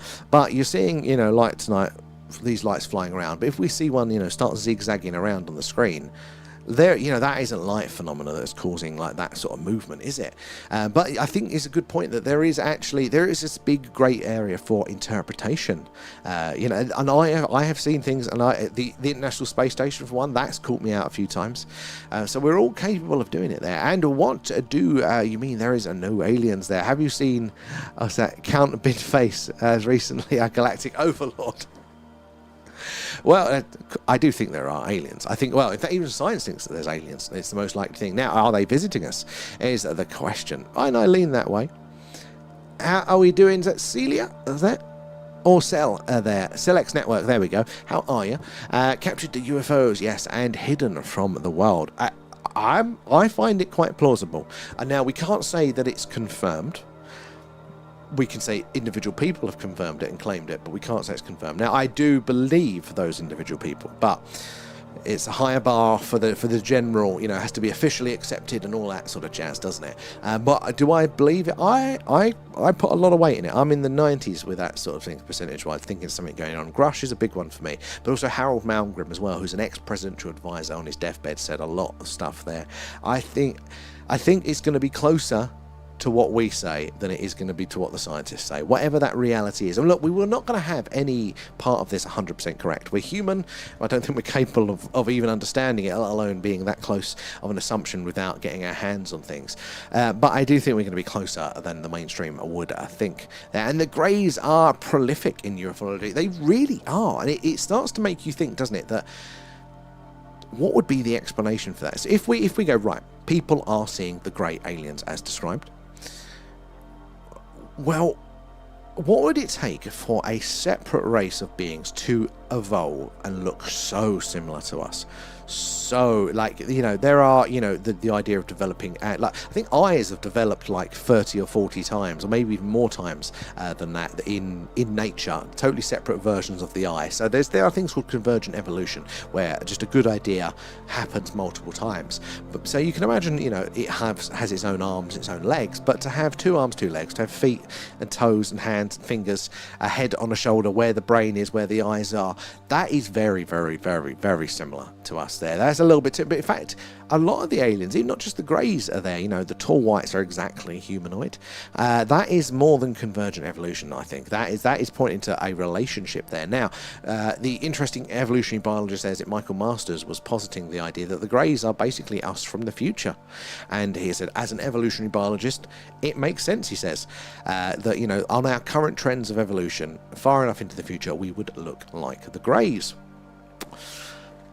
I think that's very, very plausible as part of the explanation there. Because if you are building a ship that can travel these distances, the faster you go, the more of a time machine that you're making as well. Now, that is into the future rather than the past. But time is interesting like that. If they've got the technology to go fast, I think, time travel is pretty accessible for them as well. And most UFOs don't crash, they land. Well, I've heard this, actually. A lot of people talk about a donation theory. They're just there. They're just left behind. Now, is that the US government going, oh, somebody's left this UFO here. Must be for us. How nice. Let's take it to the desert. Let's take it to Area 51. The alien comes back from his mission to gather several types of strawberry and goes, fuck, where did I park it? Those earthlings have bloody nicked it. Then it's also that one... is that Ben there looked like a star vibrating, and it was suddenly much closer above the houses in front of me, and I can't say how long. It just looked like a big star. It seemed unstable, like a pendulum, as it dropped in height. Then it stopped dead in the... It then moved from one point to another, instant acceleration, and then stopped dead. This freaked me out, and it looks uncanny when you see it. It's 100% be freaked out by that. See, that again is displaying movement there that we just don't have the technology to do. I think the closest thing would be a drone, but if you're able to see something like that close, you'd also be able to hear a drone. as well. So that is very, very interesting behaviour. They look like a star, but it's vibrating. It's movement like that makes me lean more towards the answers to this sort of things to be organic there, crafty and sea-free. Good spot in there. Just coming in that way. Keep it up. Another one up there as well, and one there. Oh, look at this one. Zoom mode activated. It's a bit more orange when it came onto the screen.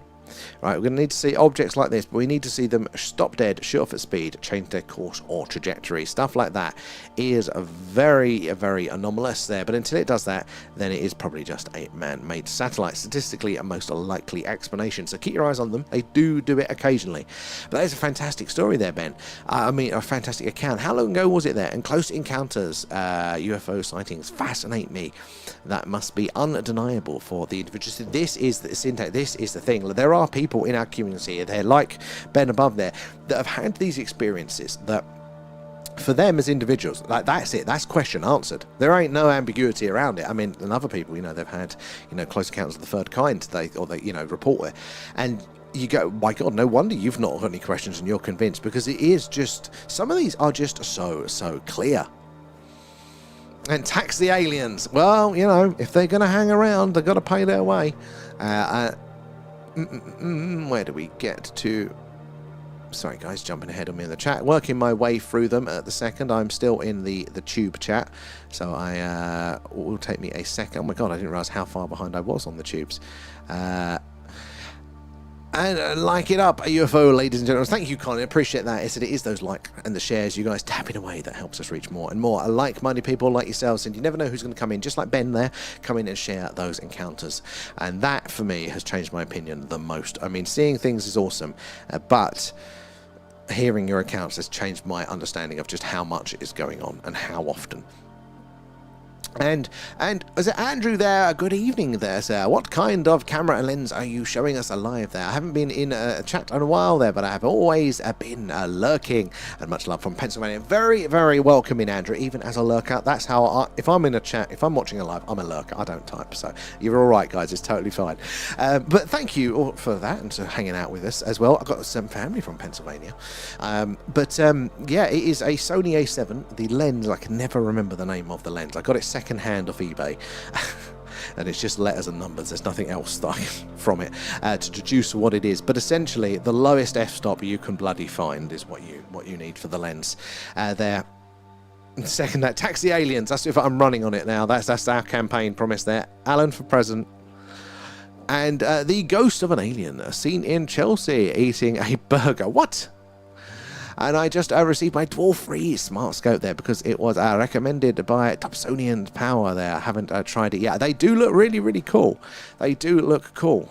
I'm still trying to get one out of them. And Ben as well. Then it moved off, sort of. They're skipping and bouncing along. And then it stopped dead. And it looked like a shooting star came off of it. And there was a large white contained flash, and it was gone. Again, see that? What technology could that have been mistaken for? I totally get out. As humans, we're fallible with our interpretation. We can only analyze something to the best of our intelligence, to the best of our life experience, our education. I mean, there are so many factors that come into play. So no wonder there is a subjective evidence of the phenomena if we're all trying to perceive this, but we've all got different programming. So I'm definitely open to our interpretations to being our best guesses, but not 100%.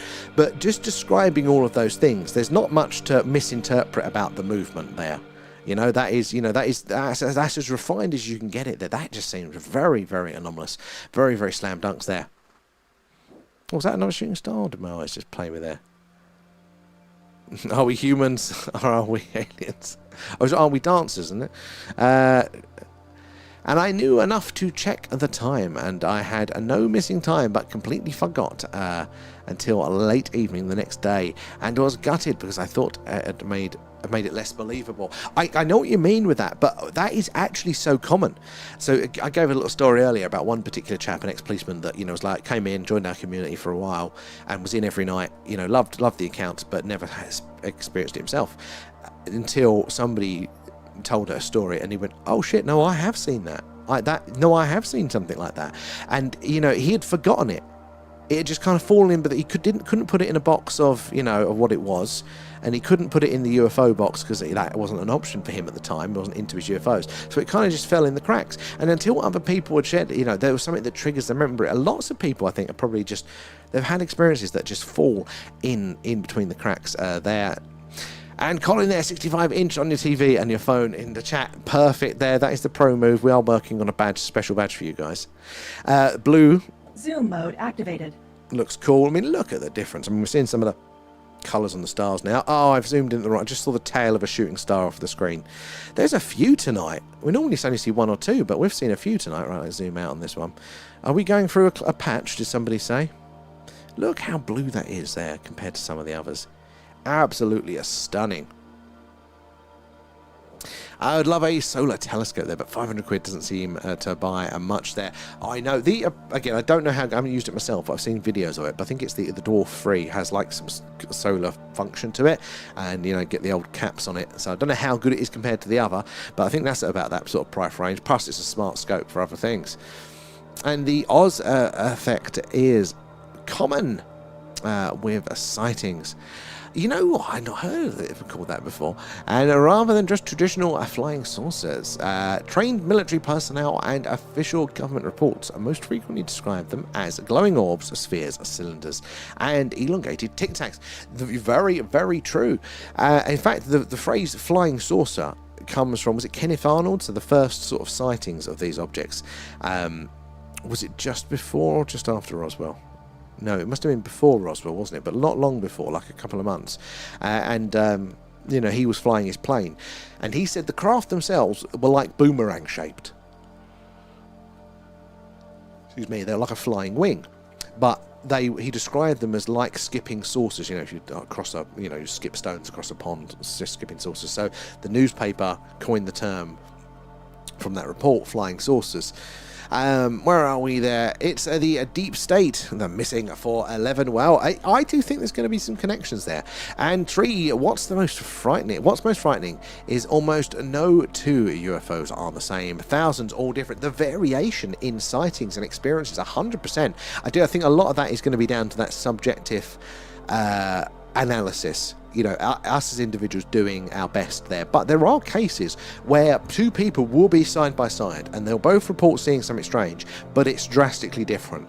You know, it's not somebody saying 4 foot long and somebody saying 6 foot long. No, they're going, this was a big red triangle. No, this was a bright yellow circle. You know, that's not in the realms of perception or subjectivity. That is, you are, you know, experiencing something very, very different. Countpin Face was robbed. Definitely. And what's more scary, a demon or an alien? Well, they might be the same thing. I don't necessarily think they are 100%. But think of it this way, you know, was, you know, our analysis of angels and demons, you know, an earlier human version trying to interpret the phenomena? You know, thinking of what those people knew at the time. You know, they didn't necessarily know about other planets, other stars, what is going on up there. C3. Let's have a look on that one. So a bit late to the party on that one, guys. Keep it up though. But yeah, like, you know, was it them doing their best to interpret the phenomena as best as they could at the time with the tools that they had? And greetings to our friends from Andromeda. Well, definitely. It's a long way to come though. Isn't Andromeda is going to merge with the Milky Way, and those ever so far out, you know, arms of the galaxies are just about touching. We're going to merge into one big one.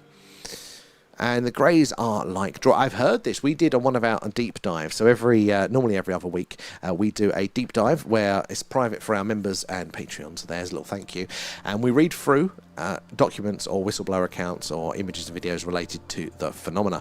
And one time we did this whistleblower that claimed to be a molecular biologist that worked with the, you know, the genetics, the biology of the greys. Don't know how true it was, but it actually made a lot of sense. And there were other molecular biologists that came in and went, I mean, the maths, you know, they sound like they know their stuff.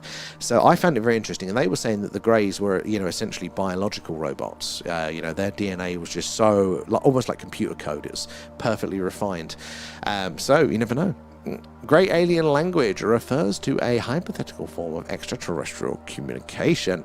And Ben, it changed my life, but made me instantly distrust everything, and I become obsessed, and I had to stay away from the subject for a few years because it was too frustrating. Oh, I do feel that one. I do that. But this is, what happens, your brain goes, this is a priority. I've had this experience. I don't know what it is. If this is possible, as I've now experienced, I need to know. I need to know if it's a threat. I need to know it's dangerous. I need to know what is going on there.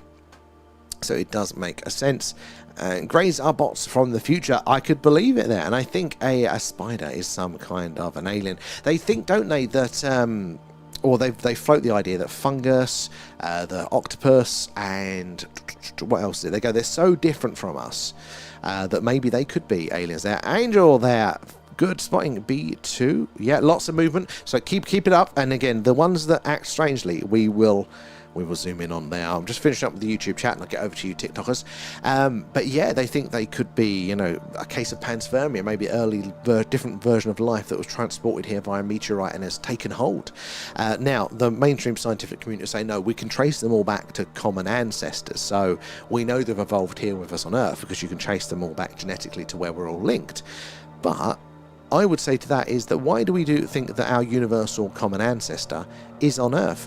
Why couldn't life have started elsewhere in the galaxy?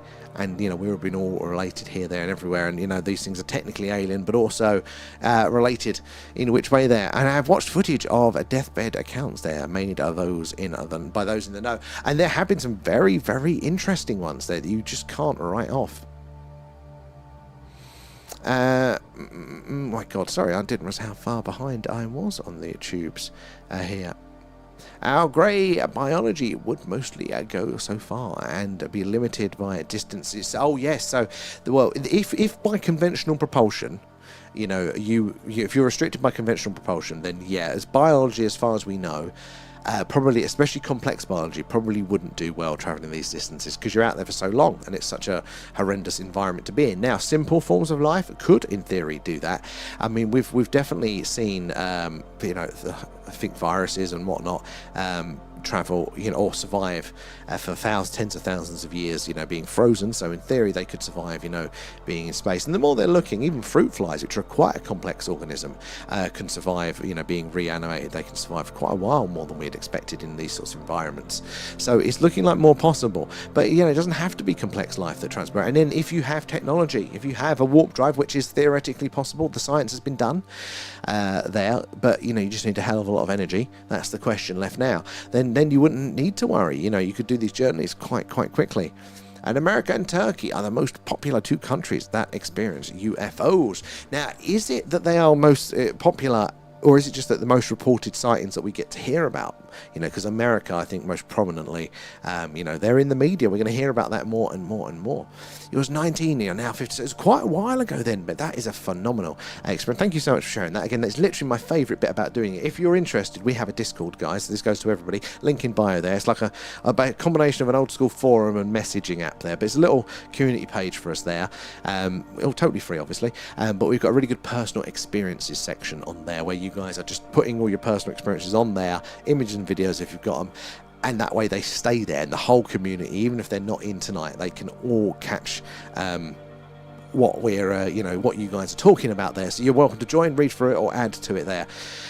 And I mean, we are far away from 250 years of mankind to present course, and heading at 60 miles an hour there, Teresa.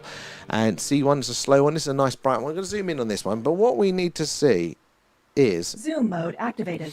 We need to see something like this, guys. We need to see it stop dead, sure for speed, change its course or trajectory. Something like that will tell us for sure that it is something a little bit stranger than a man-made object up there in space. There it is there. So keep your eyes on it, even as it is, even if it's not doing anything interesting yet, because you never know at what point it may turn into something more interesting.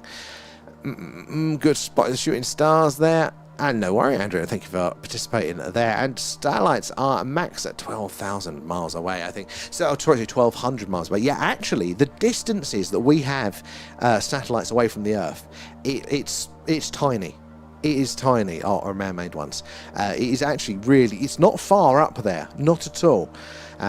Good. Spotting for the shooting star, Amanda. I think I missed that one. I missed there. 80% of the stars we don't see. Red dwarf. So again, too dull for us here. This lens. The reason we can see more stars than you can see normally with your eyes. There. Then I'll be back over to the TikTok chat shortly. I'm just catching up here on the tubes.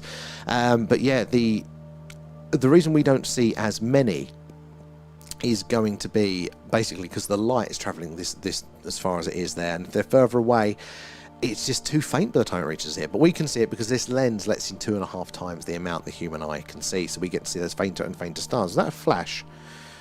Oh, fucking cursor. There. Is it around here? Keep an eye out, see if that flashes again. But yeah, we don't see all the stars. Even if this black patch here, look, if we zoom in, look, there's a couple really faint marks here that you can then see. But if you kept on zooming and zooming and zooming and zooming, there is stars all over the place there. There are so many. There are billions and billions there. Yeah, I'll check it out online first. I haven't used it myself, so check it out there firsthand. But definitely, yeah, have a look those, because I was interested myself there. And are those 2 stars in C4 changing colour, Amanda? All right, C4.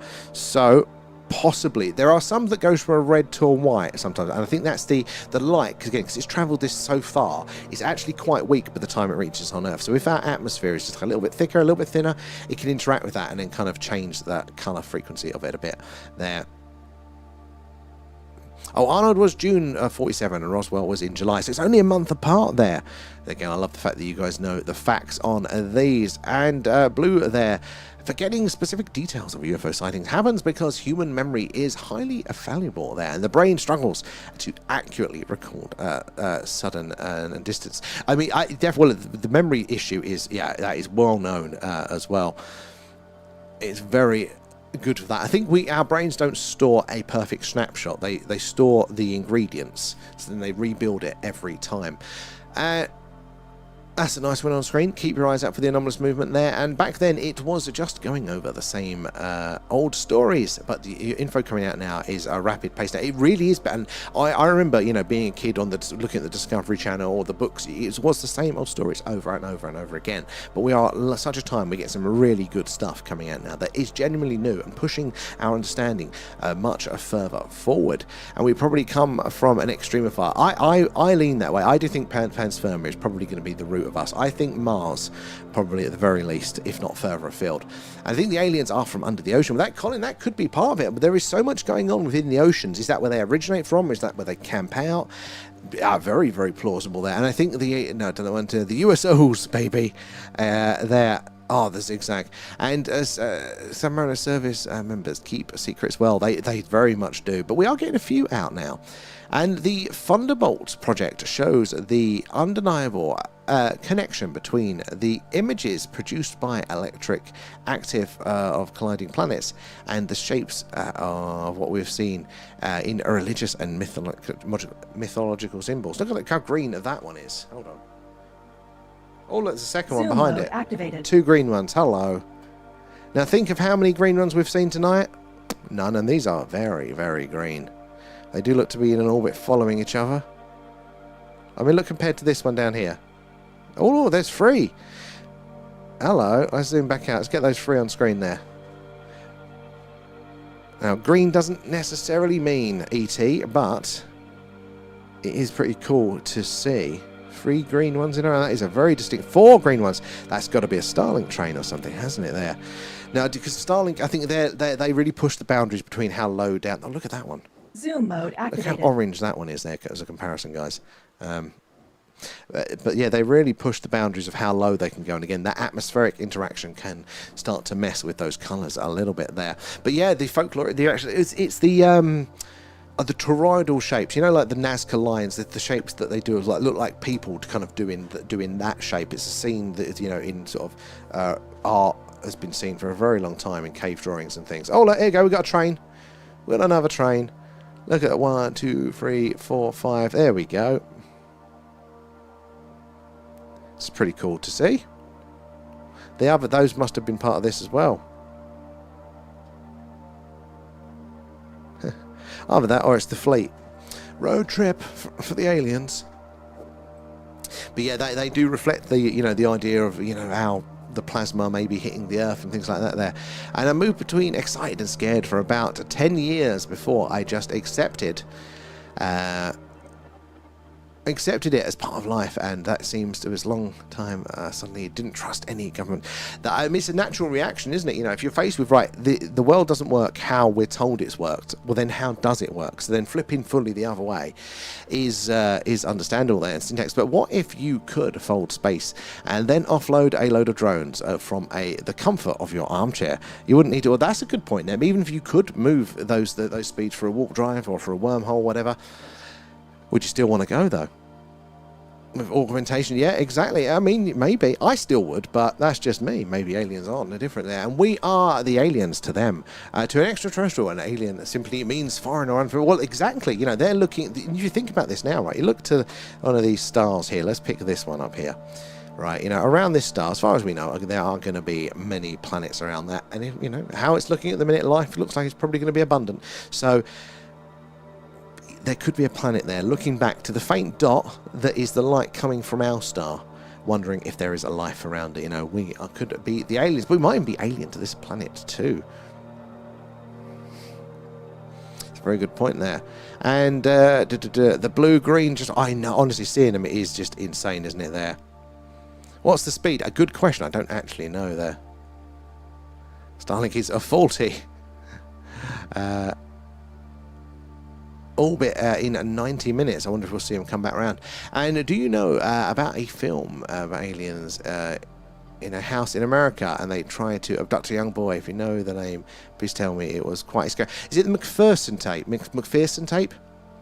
It's like it was a really early version of a found footage movie. I haven't seen it myself, but I've heard a lot about it there.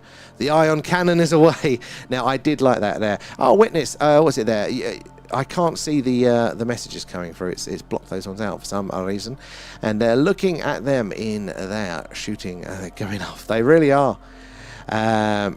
Right, let me bounce. Okay, eventually I can come back over to the TikTok now, guys. Sorry, you've been waiting very patiently there. It's much longer.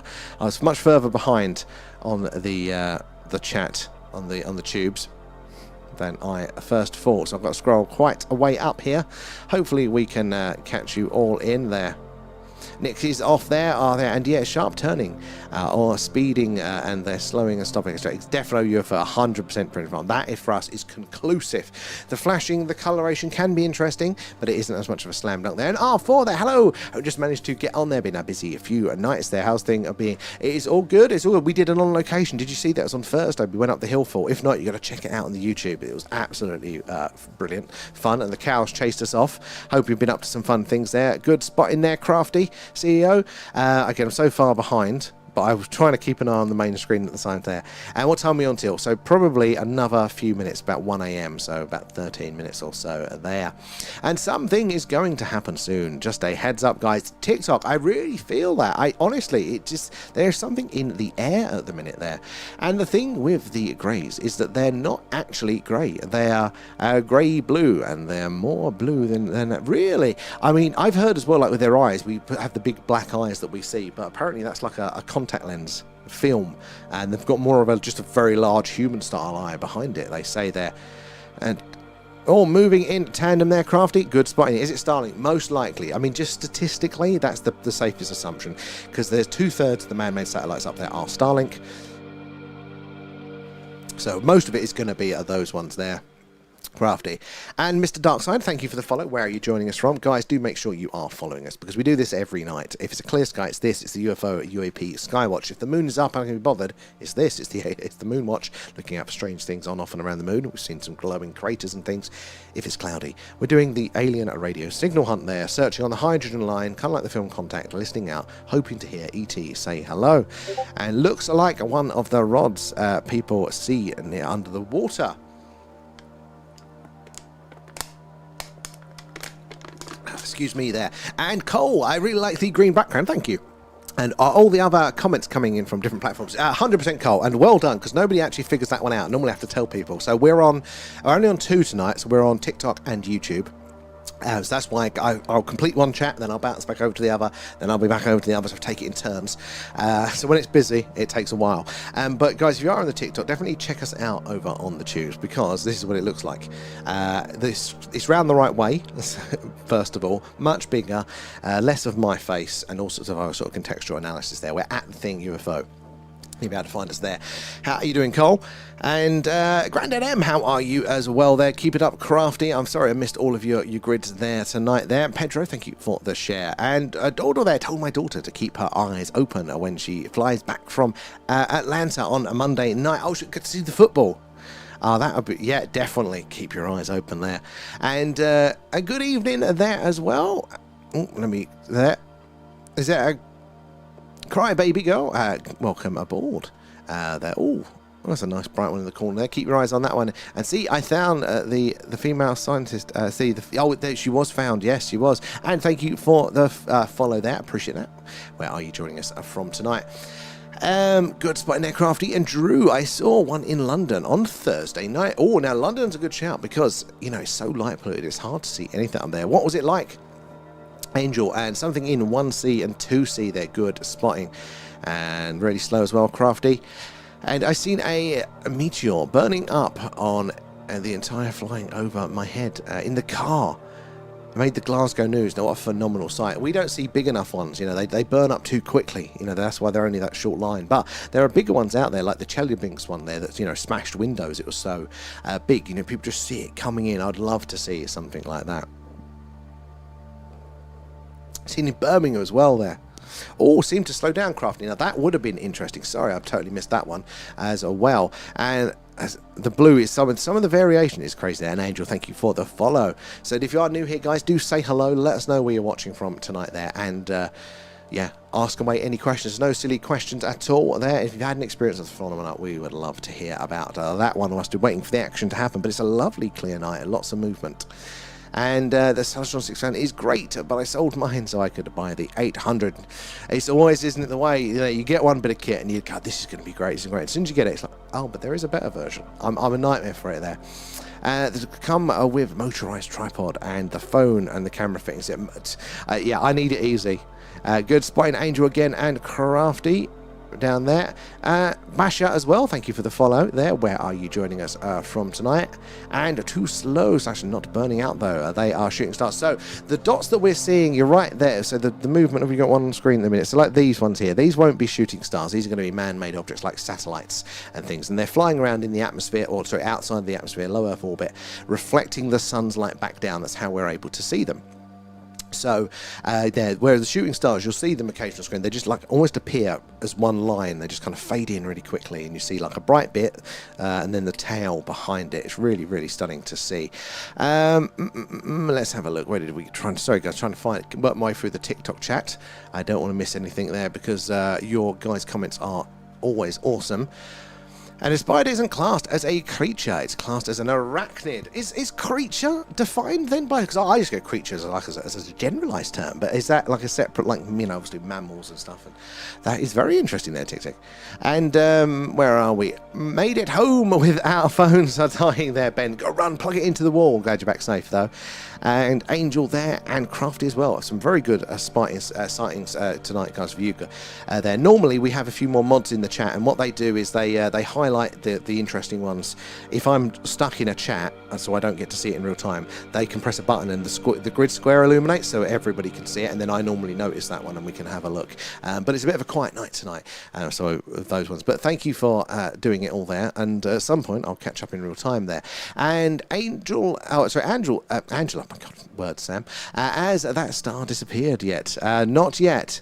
And Loz as well, Lozano, thank you for the follow there. And Jack there, can I ask your opinion on Area 51, as it's extremely interesting. It's a fascinating place. I think for me, it's exactly where you would take an alien flying craft if you were the US government there. You know, the Area 51, again, well, the reports of there were things at Area 51 was kind of well before anybody knew what Area 51 really was meant to be, and it is an airfield for testing experimental, highly secretive military planes. So that's exactly where you'd expect them to take a craft that might be flying, to do it, to research in private. Is it still there? Maybe not, but it's still a good location. It's still very remote and very secure. There's not going to be many other ones. I think the most interesting counterpoint that I had seen was that they've just got so many of these craft now, recovered craft, they're not as protective of them in that sense. They share them around various places. And there was something moving through the screen then, really faint, but when you zoomed out, print down, I missed that one and couldn't see it anymore. That's the problem with it there. Craft as well, awesome spotting there. Where are we? There. Mostly it's going to be Starlink there. They are 2/3 of all the man-made satellites up there, and that has to be some, especially a matching colour. Honestly, you get a feel for it, and you will do, just by watching tonight, the ranges of brightness, colours, size, and speeds. And I bet you have, if you've been here long enough, and you just go, right, okay. It's not doing anything that's conclusively anomalous, but you go, that is strange. That is a variable in what we normally see. And it is very interesting, some of those ones are there. And Print Farm, imagine DPD, Amazon, and every, with a black hole tech for drivers who might actually get our parcels. No, they'll be chucking them into the black holes, never to be seen again. And is that star disappeared behind the moon yet? I don't know. I've not been following it. I try to avoid the moon just because of the brightness, though. What star is it? Is it Vega? Venus was the closest one to the moon the other day there. All flashing as well there. I haven't been on in a while, but it's good to see you, though, Angela. How have you been? And it was side by side there. Not in a train. Very interesting craft. I totally missed that one, I think. Side by side, it's much more difficult for them to do. We have seen a triangular formation of satellites once, which again is quite difficult to get them up there and to line up like that. So they're right there, coming in soon. And what? Oh, so on the YouTube, it is we're just The Thing UFO. That should find us up there. I think it's / @The Thing UFO gets us there specifically. But it is worth checking us out there, especially if you're on the vertical ones at the minute, guys. Where is my button? It looks like this. So for the vertical, we've had to turn the camera on its side, but on the tubes up the right way, less of my face, more of the night sky, all sorts of other contextual analysis. But as we found out on Thursday, where we did our extra special live on location, TikTok was having a sulk, so we couldn't stream the live special there at all. So it's always worth having us on the tubes there as a little backup. And Crafties, thank you so much for the follow there. And R4 got a few really good nights by me for skywatching. What's the weather like for you this week? R4 exactly the same. It is looking blisteringly hot and therefore clear. So I think we're going to get ever increasingly better skywatches as the week goes on for us. I don't know our chances of doing another on location this week because we borrowed Pete last week, but I will try to see if he is interested in doing another one, seeing as how clear it's going to be. We sometimes we take the show on the road, so take you up the old Iron Age hill forts where there's been historically a lot of sightings locally, in the past, and we do see some very, very strange things up there. We are at the minute, we're saving up, is where all of the gifts, the members, the patrons, all that jazz goes. Merch as well. We're saving up at the minute to go do the UFO hotspots of the UK, first with Rendlesham Forest, where the crash/landing happened in the 80s there. So yeah, we're looking to do a live Skywatch review, guys, from there. So if you want to get us closer to that one, check out the shop there. Should be on the YouTube, should be linked nice and easy. It's or if you want to go direct, it's shop.thethingufo.live. And so yeah, it all helps us get a show on the road. But if you do decide to get something there, take a picture of yourself, put it in the merch showcase channel on the Discord, and look, it brings it up automatically. It's just me at the minute. We want to see you out and about in the merch there. And lots of activity, CR11. It has been a lovely busy night tonight, but we've had one or two anomalies, not the conclusive 100%, but we've had the interesting, plus we've had some really good, just awesome satellite colours and sightings as well. So it's been quite a nice night for that. Good spotting there, A4. I'm still going to be behind on that one. Oh, is that a flash down the bottom of B4? Just right on the edge I saw something here. So we're going to see lots of these sorts of movements tonight, but we need to see it stop dead, shoot off at speed, or change its course or trajectory. That tells us for sure that it was something a little bit a stranger there. Oh, no worries, Carl. Good to have you in as always, though. And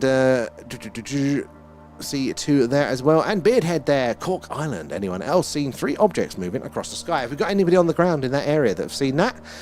One day we'll be able to do this live, in the sense of, you know, having our reporters on the ground, bringing you all in there with your sightings. And yeah, the only 6-mile long runway made in the world, I think, at Area 5001. They say it's miles, it's 6. So 5 miles, it's 6. Well, if you look actually on the aerial images, you can see older parts of the runway they don't use there, but it's a very interesting location there. And Crummy, thank you for coming in with the shares there. Ben, it should do an on location with the wife. I will do at some point. I keep meaning to bring her in, but she doesn't like going outside. But I will drag her. And found Crafty, they found you, but can't see the lives. Oh, we should be alive on the tubes as well. The chat's still active. Let's have a look. Can we make sure? You never know. You never trust these platforms. Yeah, no, we are there. So if you click on our main, on the main channel, then yes, if you're actually on our main page, where is it? You should. Oh yeah, why doesn't it show it on the main? I think you can. That is weird. There is a home. Yeah, it doesn't. Is it this one? No, that's last night's one. Ooh, that is really weird that it doesn't show the lives. Ah, okay. So, okay, if you go to the live tab on the tubes, there's some scheduled ones at the top. They're deep dives. So it's the 4th one down is the live one where we currently are live now. Thank you for pointing that out. That is very interesting that it is not showing it. That is weird.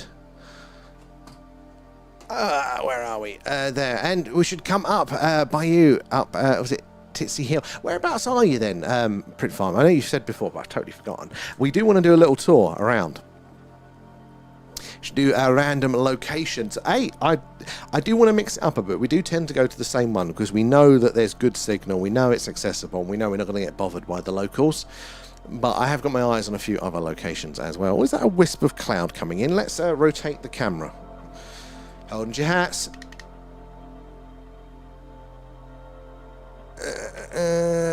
There we go.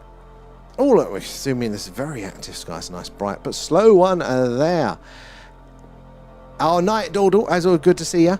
There, hopefully we'll catch you later. It's going to be a good run there. It's there, Print Farm. And, Croydon, yeah, but I am a local to all the Surrey Hills and Kent. Oh, excellent. Well, then, yeah, I wonder. I know there's a few places in Surrey that have been on my list. So definitely could be added to it there. Right, I'm going to bounce back over to the tube. Let's catch up where we are with you guys. Looking at them, and there's looking at us going, for fuck's sake, going, what are they on? Especially if they tuned into our TV. There. Where did we get to? Oh my god, where did we get to in the chat?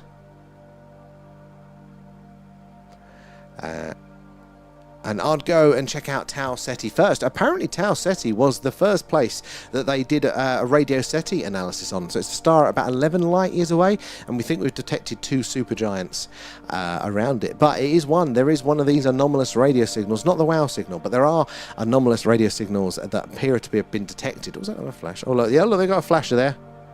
So what that object is doing here, this flashing one, is as it's moving, right, it's, so you can see the flash, flash, no flash, flash, no flash. So it's doing that as it's moving through space. Now, if that flash variation, because that can be a satellite. Now, a lot of satellites aren't doing their job if they're rotating, especially modern ones. But yeah, there it is. So if that flash is variable, then that can be could be anomalous. Oh look, another couple coming in up here. It is very busy tonight, isn't it? Action packed. But yeah, Tau Ceti, could be a candidate for things, for sending us signals. And no, and it's not the signs. It was a film. I think it was called "It's True." The first widely publicized and highly documented alien abduction case in the United States was the Betty and Barney Hill incident, which took place September 19th, 1961. I'll catch you later, Peter. Thank you, as always, for being in and awesome. And I read a lot there. Above Top Secret by Timothy Good was my favorite. I haven't actually read that one. I've heard nothing but good things, but I've got 5 UFO books. Oh, speaking of triangular formations, guys, I think that's it again. We haven't seen this since last year. Oh no, it is slightly changing. If this formation stays the same, this might be the gravitational wave detector satellite sensor, basically. It's quite hard to get satellites in a formation like this. Come on, you cock end. There we go. Ugh. Right, it's quite hard to get them to stay in a formation. But yeah, but you see, it's not blocking out the stars behind it, though, so it's not a solid object. It is a formation of 3 objects up there. So very, very interesting. Why's my light gone out? There we go. That's cool to see. God, we've seen a lot tonight. We've seen a lot of interesting things there. Yeah, I've got a pile of half-read UFO books I need to finish up. Love the spirit there, Treat. I love your guys' spirit as well. I mean, nature puts on the show that we're doing here tonight, and you guys come in with the awesome questions and experience and knowledge there. So I do appreciate you all there. I'm just working my way through the YouTube chat, then I'll be back over to the TikTok chat momentarily there, guys. But do say hello. Let us know where you're watching from, and also any experiences that you may have. Do share away. We'd love to hear from you all there. And just add you there. Your TikTok. Oh, Kane, your TikTok. Excellent. You might have to remind me a few times, but good to have you. A lot of people prefer the YouTube experience there. I do. And Teresa, like in my yard, same with space there, mostly bugs. But I think this is a good example, is that we look to the Earth as our one case study. Now, it doesn't mean it's going to be exactly like that, but it's a good starting point to go, look how diverse life is. Look at the structure and the split between different types of life. And there, you know, bacteria is the most prominent thing. Complex life is the rarest. You know, and intelligence is there. I think that could be a good, at least, starting point for how we understand what might be going on out in the universe. And the early data that we are just about able to get as a species with these new telescopes does look like there is a life absolutely everywhere. S4 is a great documentary. I did enjoy that one. And they just overlaid a UFO secrecy with the nuke secrecy and the lies. So it does look like that, yeah, that they did exactly that. And the live UFO hunt, you're the best channel on YouTube. They're so glad every night there. 10 out of 10. Thank you, Starlight. I appreciate that. And I like your updates. You need to do your little ghost updates as tweets, so like people could keep up in real time. I like those. They'll be really perfect for X now, isn't it? There, but thank you, it's very kind. But I can't take the credit. So it's nature putting on the show, and you guys with the awesome knowledge and questions. And they overlaid the Cygnus. No, did that one? That's the Cygnus. The blue one is a Deneb. I knew Deneb was nearby there. Perfect. So good shout, being able to identify that from there. Yeah. So I remember from last year, if Vega was in and going off to the right, then Deneb was the next brightest one, which is in Cygnus. Yes. Perfect there, Witness. In cell BR1, it's moved now because I've moved the camera now, sorry guys, but you were right there. Living like maybe extraterrestrials are already walking Mars. There are lots of people claim this. There is lots of evidence that points towards that as well. You got your bearings again down. You really do have your bearings down. What about now? Is that still no because Deneb is in more of a triangular formation. And just go yourself next time. I can't get there. I don't drive anymore. Had to give it up, sadly, so I can't do the on locations, and I'd last about 10 seconds before I bottled it. And just found your channel there. Is that Helen there and watching from the far north of Scotland? I love that there. Now, Scotland has such a history with the phenomena. Have you ever seen anything yourself there? And thank you for joining us, Helen. Good, very good to have you in. Amanda, flash in beta. I think I saw that one. See if it happens again there. Print Farm. I seen you over there now. Well done. Why has that just jumped ahead? And Area 51 runway has 3 silos installed. Helicopters and craft seen to disembark from them. It does make you wonder, especially, if S4 is that far away. I like that. And the real Wayno there. And My Truth good at spotting their C-frame a bit behind there. Alligators flying fireballs. That reminds me of the old... the ancient Indian stuff are there. The tinfoil hats will be on sale shortly. You're going to bed there, Blue, but thank you for that, joining us there. A flash in a D2, living late. light. Okay, right, where is D2? Right, okay, I've got it on my screen. I'm going to keep an eye out there. D4 now, it's moving.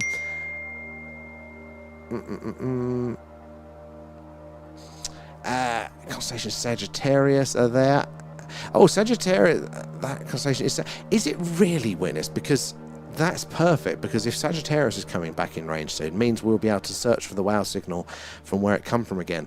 And really active, and I bet I zoomed in would show a lot more UFOs than earlier. The skies are so alive there. Keep moving the camera. Which way? See it around there? In a B3 is Sagittarius. Is that really Sagittarius in B3? I mean, I've got no following of the C1. Oh, Kane, sadly, it's filtered that message for some bloody reason. And My Truth, D3, C3, good spotting there, really close together. I'm too far behind, but keep it up. The awesome spotting there. Guys, going to scrape off your head here. Not Sagittarius. Oh my God, what's that? So, not a Sagittarius. And, Sag, yeah. Sagittarius, and they look like the same word to me. Sag or Sag? Oh my God. There. Arrow. Keep it up there. I have barely any idea. Oh, look, we've got another two that are side by side coming in range now. What's that in? C3. Keep our eyes on those. Right, I'm going to bounce quickly back over to the TikTok, see where we got up to there. But I've just realised the time. I'm going to have to come off in a second, guys, there.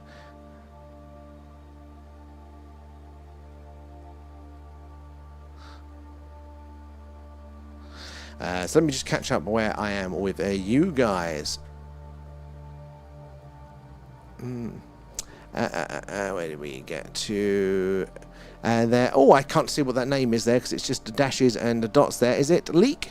There. I don't think our alien friends would hurt us. I mean, it's a fair point. We just don't know. I think possibly it's life out there, just generally. I think there's going to be a range, isn't there? Like, like we see on Earth between different temperaments, between animals that, some are spicy towards us, some are not, some are friendly and inquisitive. I think there'll be a range out there, but there is an argument that if they are advanced enough to travel here, they'd have to have this shit together, because that technology is so dangerous for themselves that they'd blow themselves up with it. Like, if you imagine if we had, bigger bombs, what would we do here? So, there is an argument to be made for it there, and it should be a class in college.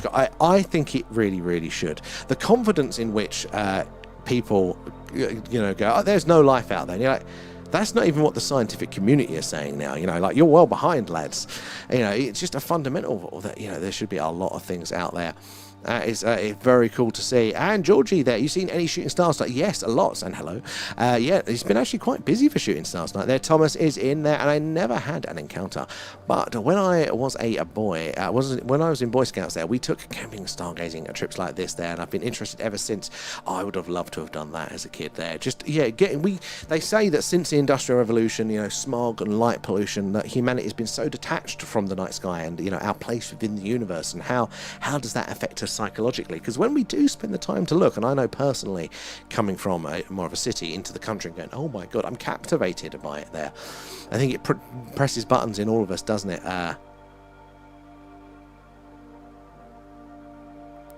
And where did we get to? My eyes are failing to me now. Why are they all different colours there? Is it the gas around the star is green and copper? So I think it is, the stars are made up of, they burn different materials, so it's part of it there. I think there's also a little bit of play, not the dramatic differences, but the flickering is to do with our atmosphere and how that light, as it enters our atmosphere, it's kind of just been perturbed slightly by that. But the main colours, I think it's been what those stars are made up of. Good question. And I think it's gonna be when we see aliens. It's gonna be after we destroyed us, or after we've destroyed ourselves, or made to make the right choice. And now help us out each of the stars. Maybe I understand that. I think it's quite a commonly held point, isn't it? That we're just not responsible enough. I think we've got to earn it. Like not to say that there's not horrors that we're doing, and we're not, at any one point very close to totally wiping ourselves out. But I think we're the child learning to ride the bike, and we're coming off a lot at the minute, but we have to learn, and this is how we learn. I don't think there's a there's a three-way through it. I think that's the sad. That might be explaining why they're here, but they're not interacting with us there. They're not getting involved. They're letting us learn the lesson, not hoping we develop. That's what I would think there. Today is this one the longest day? And actually, yeah, it is with the light, isn't it? Yeah, with the solstice. We're going to bounce back over to the tubes there. There is some traffic up there. There really, really is tonight there. And it's having a race. Who won, though? Oh, Sagittarius is allowing... Oh, sorry, Sagitta. Oh, is it? My contact lenses are failing me now. Sagitta is Latin for arrow. Ah, well, it does actually look a bit like an arrow, doesn't it? That's one of the ones, like the coat hanger, that actually kind of looks like what it says there. And instead of using our nuclear energy for advancing society, we make bombs. Well, we use it for both. But this is the thing, isn't it? And this is what the mistake we both make, is that any technology that is useful in both ways. That is like the pure nature of it, of these things, you know. And again, perfect example: nuclear bombs, nuclear energy. It's the same technology, but you've got the choice of how you choose to use it. And to travel the stars, the main way to be doing it, exactly. And we've got to learn how to handle this, because there's going to be worse things out there in the universe capable of much greater good and much greater bad. And if we can't handle nuclear weapons, we ain't going to be able to handle that. So to travel, use a warp drive. Oh, that's a bright one.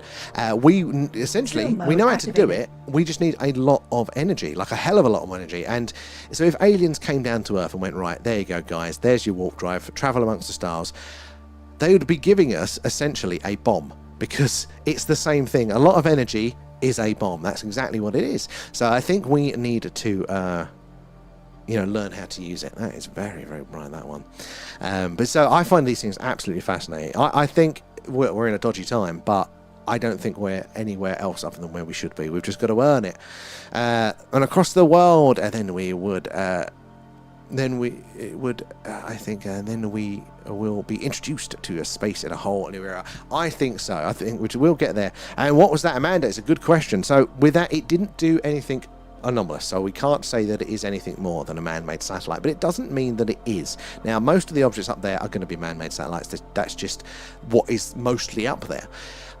So that's probably the default position of what we're going to see. But there are other things up there. In fact, even though these objects, we're seeing now again are reflecting that light back down to us, they have been witnessed and observed before man had satellites up there. So again, just because we can't say it's a UFO because it's not done the anomalous movement doesn't mean that it still is a man-made satellite. It just means statistically, which isn't the same thing as it isn't. It's like winning the lottery. You statistically are not going to win the lottery, but somebody always does. Statistics and reality are two very different things there. So very interesting. Right, I'm going to bounce back quickly to the tubes. Where did we get to? There. Hello from Brazil. Very welcome aboard. I think you're our first in from Brazil. So is it true? Because I've heard that Brazil has got, and South America in general, has got a much more open culture with the UFO stuff. Like, you're spoken about much more casually. Is that true? Because very much welcome in. And energy is everywhere and free. We are just learning how to contain it so that we can use it. This is part of it. They're rethinking, aren't they? The idea of the ether, the idea that there is energy everywhere. It's like a really old theory that's come up through religion, even through science repeatedly. But they thought they had disproven it in the early 1900s. The mates said since then science has been like, there's no ether, you're talking out your ass, it's woo-woo. But they're now going, wait a minute, maybe we just didn't test for it correctly, and so it's coming back around as a possibility, which could be where these craft get access to that infinite energy, or not infinite energy, but a lot high energy densities, which could then power things like warp drives and badder things like that as well. Watch out in case a UFO shows up now. I'm just stepping outside for a moment. You're our good luck charm. Goals are usually scored exactly when I leave the room. Where was we? There. And might recharge my camera and go back out for some photos. 100% print file. Make the most of the lovely clear sky there. And where are we? What got you interested in all this? Oh, good question. I've always just liked a good mystery, whether it's the spooky stuff, the folklorish stuff. I've always liked that sort of stuff. And it was moving here to this little town. If you're on the tubes, you can see our location and stuff. This little town in the middle of nowhere. That first of all, I went, oh, look at the sky. This is lovely. I wonder if anyone else would enjoy looking at this. But the second part was we when I googled where I'm moving to, because I moved from Essex, from the city here in the UK, into the middle of nowhere, I went, all right, what's the crime like? And then the first thing that comes up was this thing called the Warminster Thing, which was an event that happened for about 10 years in the 60s and 70s, somewhere over there. Back, it's constant sightings, constant UFO sightings. I'm like, why the hell have I never heard of this? Why? I thought I knew all the good UFO stories, but apparently no, there was just a massive flux in. It wasn't like other places where there was a sighting, then a few years later there was another sort of sighting. No, this was 10 years consistently. Every bloody weekend, people would come here, go up the Iron Age hill forts that surround the town and see and experience some very, very strange things. So it's kind of like those things. But right, let's see if the activity is still going on, and we do see some strange things there. And was it a childhood dream of yours, or did you have an awakening? So it was more just like curiosity, but I did have a spooky experience as a child, and that kind of put a bit of a question mark for all of these things. So maybe it all goes back to that point. What about yourself there?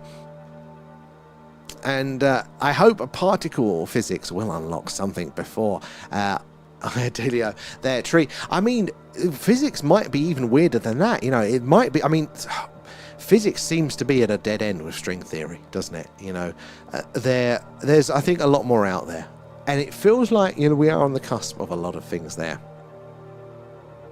What's the crime like? You know what? I forgot. Actually, honestly, Colin, it's like moving back to the 90s. So I went from Essex, right, where I'm not exaggerating at all. Every day I would leave my house to go work from a coffee shop for a bit, right, because I'm a modern wanker guy. And just a Costa, nothing that fancy. And every day there would be shit that I would have to deal with. And I lived literally a 5-minute walk. I was not too far from the high street in this sort of seaside town. And I was in the posh part of town. I was in the conservation area. It was a nice bit of town. That 5-minute walk, I would either be applying first aid to a drunk person that's passed out and cracked their skull on the floor, breaking up fights with the local corner shop guy and some other delinquents, or being in the coffee shop on the high street and having to duck as somebody puts a chair through the window. It got daily. It was absolutely ridiculous. And I remember, it's a shame I moved to that seaside town, because as a child it was magical. It was amazing. And I moved there as a teenager, and I kind of just watched it decline to just this ridiculous, to the point it was on the news. The last summer I was there, it was on the news in around the UK, because the kids were all seaside town, they travelled down to have a big fight, and they were running around on the high street with machetes, just hacking at each other. And you're going, this is no, it's ridiculous now. I'm gone. So we ended up moving here to this little tiny village, and I didn't know it could still be like this. It's like going back to the 90s. Like, they cut the grass, they fill in potholes. This isn't a posh town as well. There's loads of empty shops. This is really on the line. But it is lovely. I mean, you can smell the trees, there's bees, there's insects here. It is that there's not a lot of traffic. It is amazing here. And everybody's friendly as well. In fact, when we got the house, I picked up the keys, and because we were still in Essex, we waited a month to move. I picked up the keys, checked it around a bit, and went, right, okay, I'm going to get back on the train. And I didn't realise I had left the house unlocked for that whole month, and nobody had gone in or broken anything or squatted. I don't know, it just unlocked for a whole month, untouched, an empty house. You don't get that anywhere. I'll catch you later there, Amanda. Good as always there. We'll have a race in, be free there as well. Good spotting there, Witness. That was my little rant on crime. And Dan, any information about Oliver Tree Crusher there? Oh, we'll have to check it out there. Where are we? Holly just popped in to say hi there and good night there. I'll catch you later. You perfect timing. So we're just coming off ourselves there, but thank you, Holly, there. I hope you're well. Got lots of clear nights ahead of this week there. And Amanda, thank you for the follow there. Right, I'm going to come off for now, guys, but thank you so much for joining us, hanging out and asking you awesome questions. Make sure you're following and subscribed, because we're going to be on basically every night this week doing sky watches. Excuse me. It's going to be lovely and clear. So we're going to burn the candle at both ends, looking out for the strange and anomalous. We want to see you all there. Do check out our Discord, link in bio for that one, because you can chat off and get all the stream updates there, but also the personal experience section is very, very valuable. And if you do want to support us, merch, it's I like it because it looks cool there, but it gets us on the road to get into more on-location lives there, guys. So there should be the link in the bios for that one there. But thank you for spending time with us there, spotting all of the awesome things there, sharing your knowledge and your experience there. We do. I really, really appreciate those as well. But we'll be on tomorrow night there. Oh, and do you leave the YouTube running? I can't, sadly, print, because basically I can't leave the camera out there. I do want to leave the camera on permanently, but yeah, I can't. The TikTok always comes in with like human checkers as well. I have to complete ISO, but in theory you could do it with the tubes, but I just can't leave the camera out there. But at some point, yeah. So tomorrow we should be on. I don't know where in the world you are, but so we're in the UK, and at the minute it is now 23 minutes past 1 in the morning. So work out the maths. We come on at about 11 p.m. in the evening, so about 2 hours and 24 minutes ago. So it should be around then that it should go on. Ah, Houston. So we're quite on the other side. So we're just down the road from Stonehenge there, but you're Houston. We have a problem. Yeah, so whatever time it is now, minus 2 hours and 24 minutes, and that's the sort of time we come on for you guys. I'm never any good at figuring it all out there. 27 would be cool. Now, I'd love to do that. If I could figure a way of leaving the camera on and it would survive in all weathers. We've got the radio signal, quickly before we go, guys, the alien radio signal. See on there, that's what it looks like. You guys can tune in any time to that. It's running permanently on its own computer now on our website, thethingufo.live. You have to create an account there. That's the same email as your Patreon, and then you can access all the sensors and the live SETI stuff, and you can log signals and things like that. 6 p.m. East Coast there. Is it? So 6 p.m. So if that was 2 hours before, or is that? Oh, I can't do the maths. But thank you there, Trisel. Anyway, guys, all right, I'm going to come off now, but I will catch you all tomorrow night there. Thank you so much, guys. See you then. Bye.